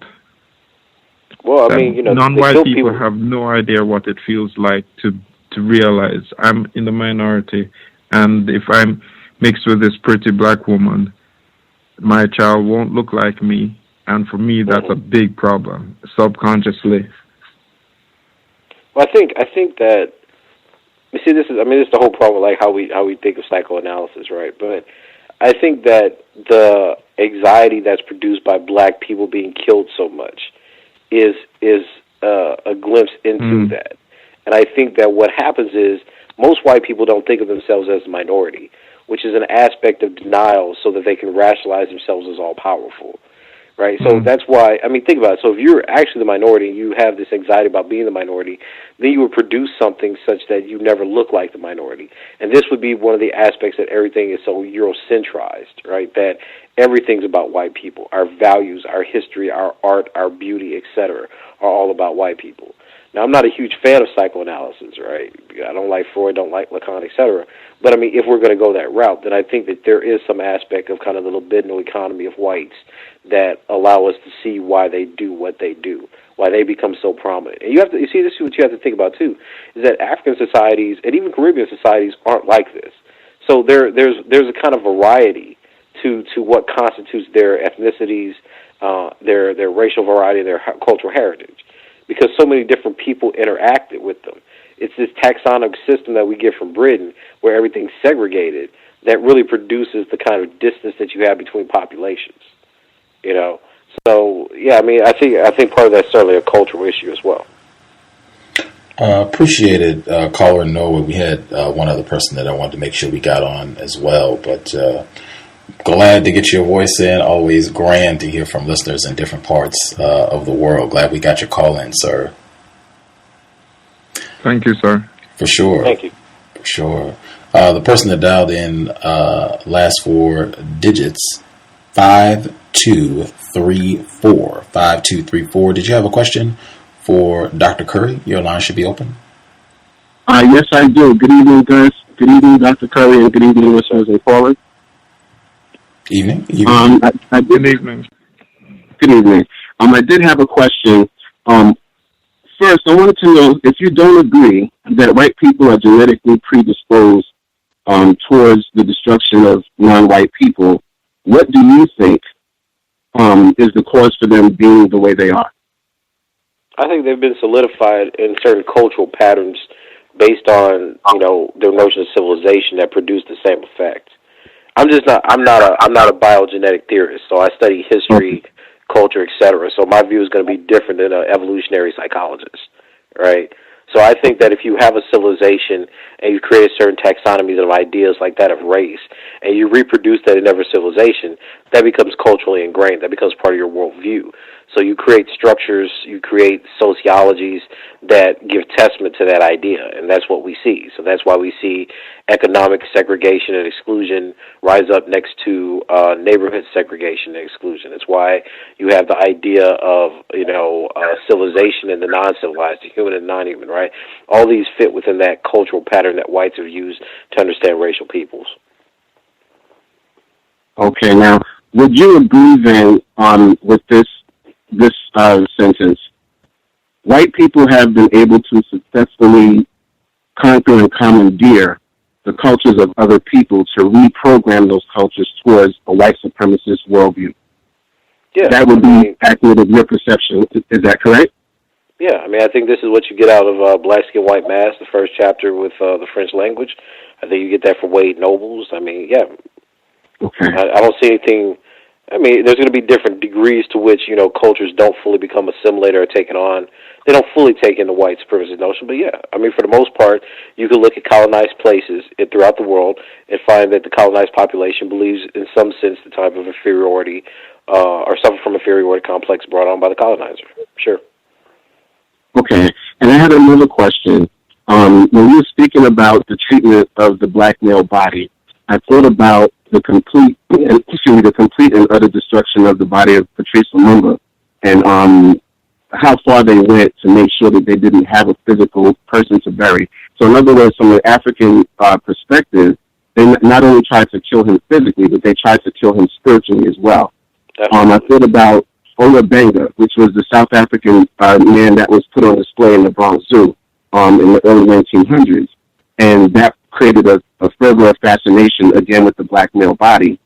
And I wanted to ask you, because black people have been so successfully mentally colonized, what would you suggest as far as going about re-educating our people as far as their complete and utter distrust of white people? Because during segregation, that was basically a daily reality for us, so there was no need for us to be educated towards that. It was reality. Whereas today, it seems like so many of us have been taught and trained to trust them on a level that even when others of ourselves or non-white people speak about racism, they defend them. So what would you suggest as far as us going about re-educating our people and their complete, and helping them to come up with a complete skepticism about their dealings with white people? Well, look, man, that's the $1 million question, to be honest with you. Like, how do you save the mentality of a people? I can tell you it's certainly not easy. The way I try to do it is through students and writing, which is why I do, why I think shows like, The Cows is so important. Most of my work is speaking to black people on black talk radio or black news outlets. So I think that's one way. But you have to understand that most black people really do gravitate towards the black people who are rewarded with certain forms of recognition by whites. So, the CNNs, the MSNBCs, these people don't have profound research, programs. They're not world-renowned scholars in that way, but they are the voices, right? It's just like the beef that you get with Cornel West and Michael Eric Dyson.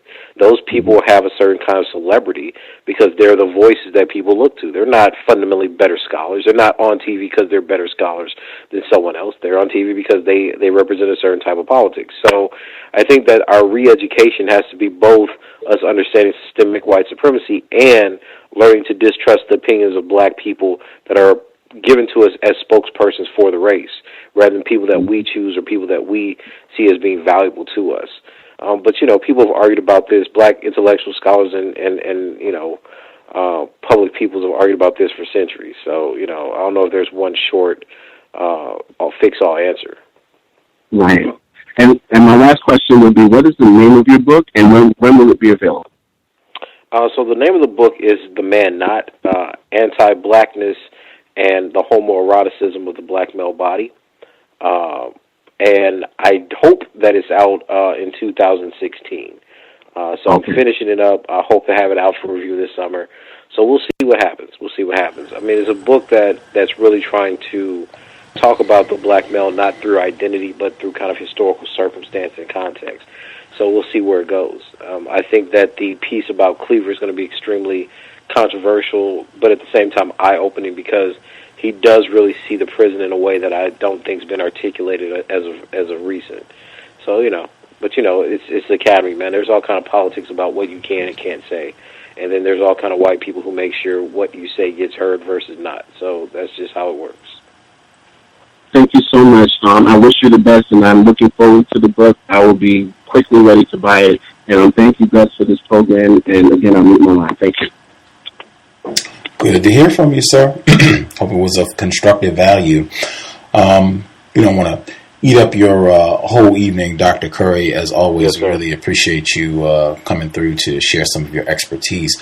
Before we let you get out of here, you, as I said, always have such great reading material. Anything else you would recommend that folks get an eye on, check out next time they have some free time in the bookstore? Oh wow, man! There's so much stuff. I mean, given what we're seeing right now, I'd urge people to actually pick up Robert F. Williams' Negroes with Guns. I think that his story and what he's reacting to would be very useful for us to have a more critical view of Black Lives Matter. And that doesn't mean that we need to approach armed resistance from that way, but I think that it gives us a different perspective of what we may need to consider. Another book that I think is really good on this, of course, is there's a book by Cobb. That nonviolent stuff will get you killed? Yeah, there it is. I think people should really look at that. Again, not because I think people need to turn away from nonviolence, but I think we need to understand what's actually going on before us and why some of the ideas that we're actually, trying to situate and advocate may not be fully informed. So I think those are two things that people could start off with that are very relevant to the times and debates that we're having in front of us now. Outstanding. That is a great book. We had Mr. Cobb as a guest on the program, close of 2014. That's a bad boy, yeah. Absolutely. That's a great book. I couldn't agree more. I think I have that book connected in my mind to Dr. Umoja, We Will Shoot Back. Because that's how I teach him too, yeah. Excellent, but we had him. They were on the program within the same 30-day span, which I thought was good because those books are so closely they reference each other. They do. Yeah. So I mean, that I would concur. Those are great. We started with Black self-respect. We can end Black self. I think those are two excellent illustrations of Black self-respect and Black people coordinating, networking together to value and defend Black lives. Just phenomenal illustration that frequently is not included when people discuss the so-called civil rights movement, or even when people do get into discussing the tradition of Black self-defense. It generally doesn't involve people looking like that in those areas. So great books. Again, Dr. Tommy Curry, you can check out some of his different papers and what have you online at academia.edu. It's linked in the description for the program. You can see different drafts and papers and what have you, some of the talks he's done before. Lots of great information. And read the footnotes. Encourage that all the time. Check the footnotes because he has a lot of great articles, different books and sources where he gets some of this information from. It can really add to your reading list. Thank you kindly, Dr. Curry. Always a pleasure to hear from you. Keep up the great work, and we definitely will be looking for the publication, man. Looking forward to reading your work, sir. All right, sir. Thank you very much. For sure. Be safe. Enjoy your evening. I will. Thank you. Yes, sir. Context of White Supremacy. Dr. Tommy J. Curry. Always a pleasure to have him on the program. For folks who follow us on Facebook, facebook.com/The Problem Is White People. I posted the link for the book that we started off the program with, Alonda Williams, Penny and the Magic Puffballs. She has a website. It's Penny and the Magic Puffballs racism.com. We'll see if we can get her on the program, and then I know we have parents who listen to the program.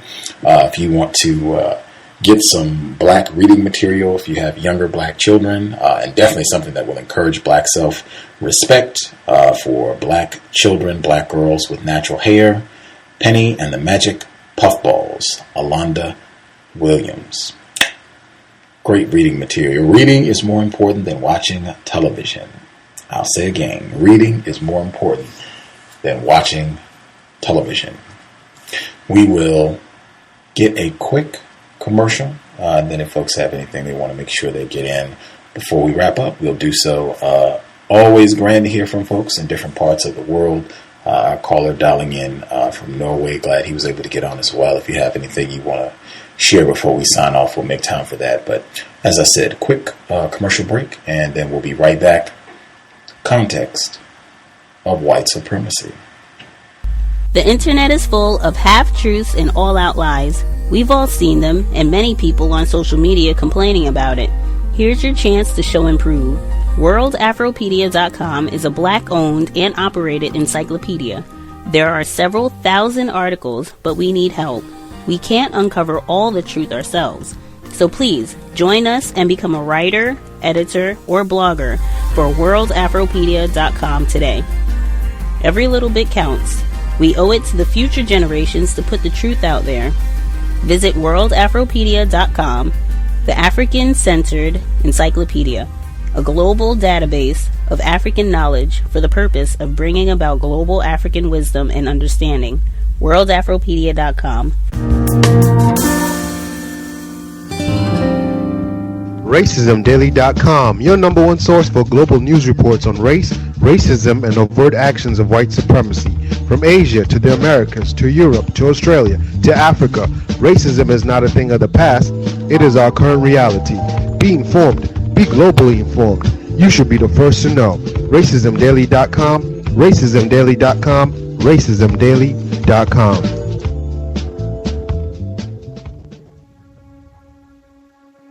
Is racism hurting you? On issues of race, are you unable to speak, think, and act with clarity and confidence? Are you tired of laughing when nothing is funny, smiling when you are not happy, agreeing when you really disagree?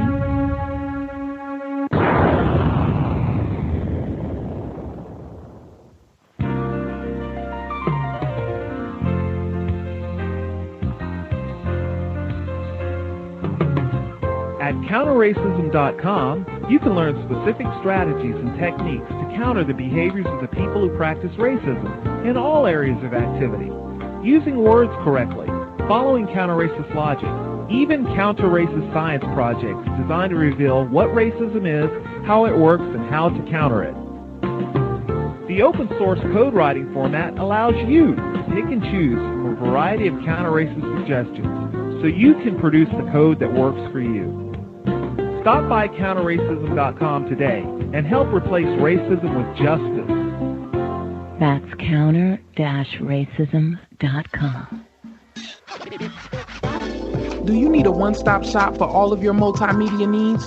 Triumphant Multimedia is a skilled team of professionals with a passion for great marketing and chic design. Our specialties include consulting, brand development, copywriting, and creative graphic design that's second to none. We also offer photography, photo retouching, videography, and video editing. At Triumphant Multimedia, our goal is to provide highly effective creative solutions built to suit any individual need or budget. Give us a call at 678-732-8067 or check us out online at trimultimedia.com.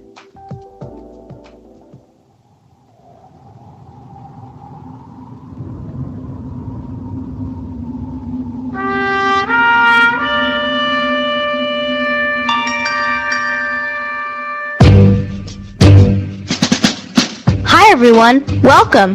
This is Justice with the C.O.W.S radio program. If you want to learn about, understand, and counter racism, white supremacy, be sure not to miss a C.O.W.S episode.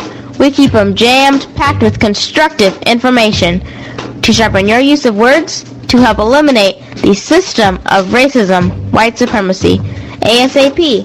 Also, To be able to invest in my counter-racist efforts, co-hosting the C.O.W.S radio program, please visit my blog, justdojustice.blogspot.com.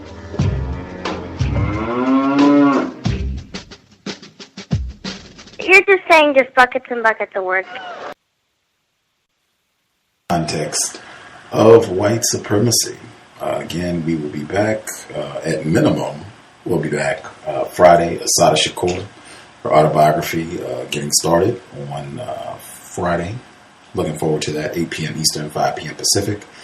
And you'll just have to check the Facebook pages, the Black Talk Radio Network page for updates if we slide a program in between now and Friday, which might happen.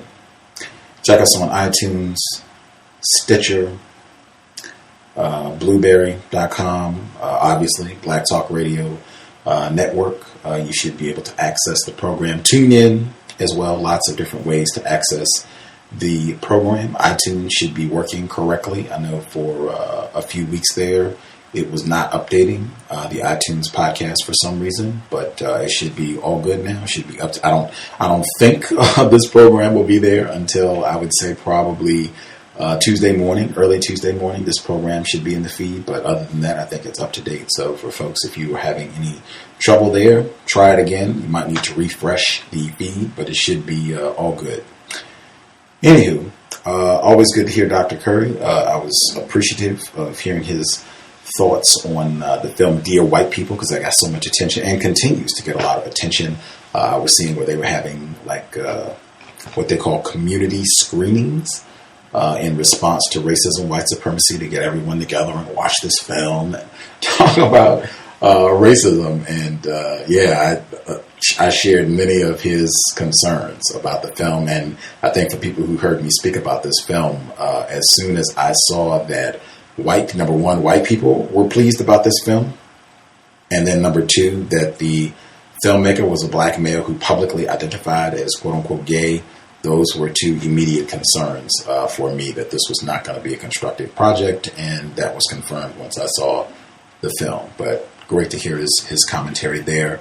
And then also for the book we read a snippet from, and he gave his response, The Delectable Negro, Human Consumption and Homoeroticism Within U.S. Slave Culture.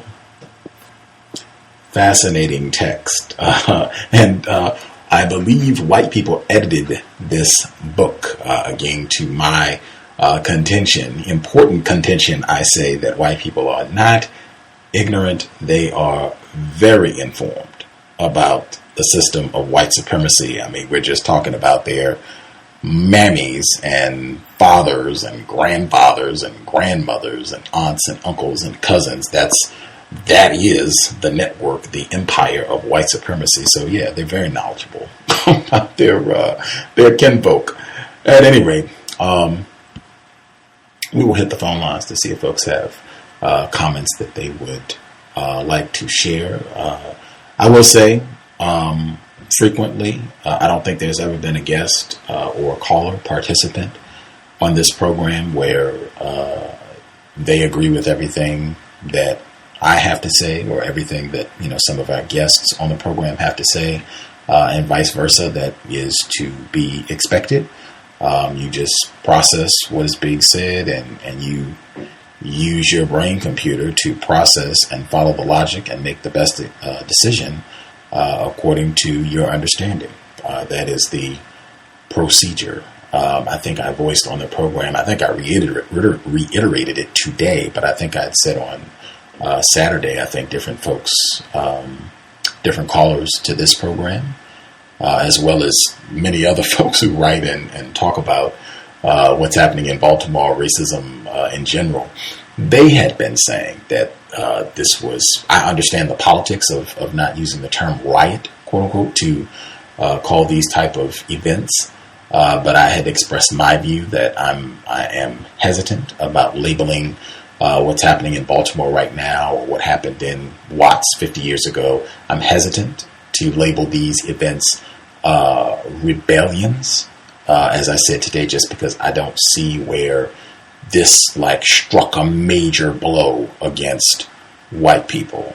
And I could be missing something. I think I've said that repeatedly as well. I could be in error, but I just don't see that. If anything, it's black people that end up hurting as a result of these incidents. And I just, at least for me, rebellion suggests that, this was like a significant offensive, like we accomplished some sort of objective in the counter war of white supremacy. And I just, maybe I'm ignorant. Maybe I just don't know enough. But that was my rationale, and I just wanted to make sure, because I know some folks, they don't agree, and they think it is a rebellion, and that's fine.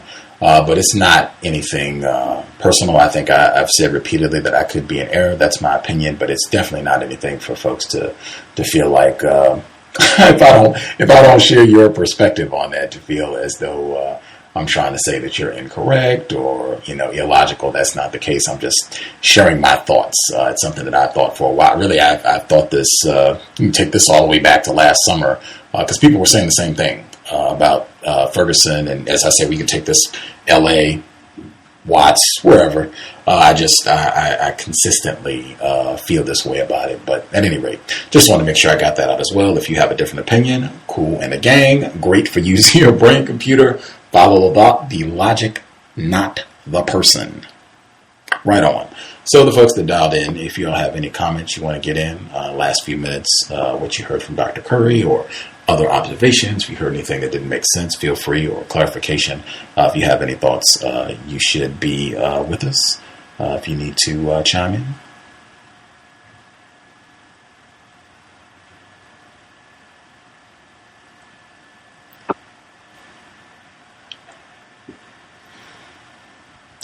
Any comments folks want to get in? If they're satisfied, that's cool in the gang as well.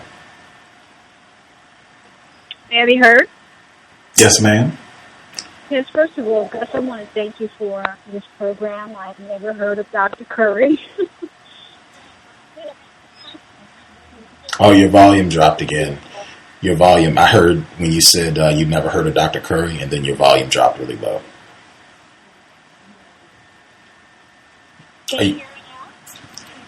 It's still kind of low. I can hear you, but it's pretty low. What about now? Slightly better. Okay. Like I said, I never heard of Dr. Curry before. Like I also said, I never heard of Dr. Wellsling. I guess the reason why, because here, I guess the New York stations don't want to have these wonderful intellectual individuals on the air. As the doctor said, it's all about politics. Here in New York City, we have Steve Harvey, who does his show. He would never, ever have anyone up there. There's another show that comes on, and they never feature people like this. The only time we would get really close to this, Gus, would be the open line, but they have cut their time too. So I find this truly a treat for me to get all this plethora of information. I mean, I feel like I'm just really, really elated, and I think you're just doing a marvelous job. I want to go out and tell the whole world about it, but maybe I'm a little selfish because I kind of feel this is like a little breakfast for me, but I'll get unselfish very, very soon. Thank you. Oh, that's great. I hope it has been, continues to be worthy of your time and energy. And I would just reference Mr. Bob Law. I think a lot of folks thought he had great information, and I am in that number. I thought he had a lot of constructive things to share, I think last week, but he was outlining how that is a deliberate part of the system of white terrorism, deliberately, willfully removing black voices from the marketplace of ideas. I think that was the way he explained it, to not have serious conversation from the many different black scholars who have invested their time and studied this problem and have a thorough historical and global understanding of how the system works and views on what we can be doing to work against it, that you don't get that sort of exchange on radio networks. You just get a lot of silliness, comedians and telling jokes and, just total nonsense that is not going to help us at all on a planet that is dominated by white terrorism, white supremacy. So, yeah, he absolutely laid that out. And same thing that I had been saying. I don't know if Dr. Curry and I talked about this when he was on the program last year, but I know we had said before that there is a reason why you can have these situations happen. Who gets brought on television? Whom is brought on television to talk about these issues, to be the quote-unquote spokesperson? A lot of times they'll get actors, entertainers. They won't get folks who have some serious expertise to talk about this subject matter and to be candid and honest about what the problem is. White people. They won't go get Dr. Francis Cress Welsing. They won't go get Dr. Kamal Kamban. They won't go get a Mr. Fuller. They'll go get, some other black person, another victim of racism, who might not be as informed to talk on the subject matter. But yeah, I totally agree and hope the program is of some value. Anybody else have anything they wanted to make sure they got in?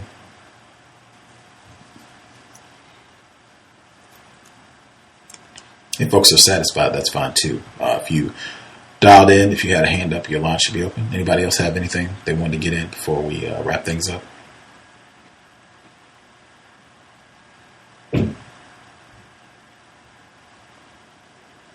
Great. I will assume folks are satisfied. I will again say that book is pretty interesting. This will probably be another example because I had some people ask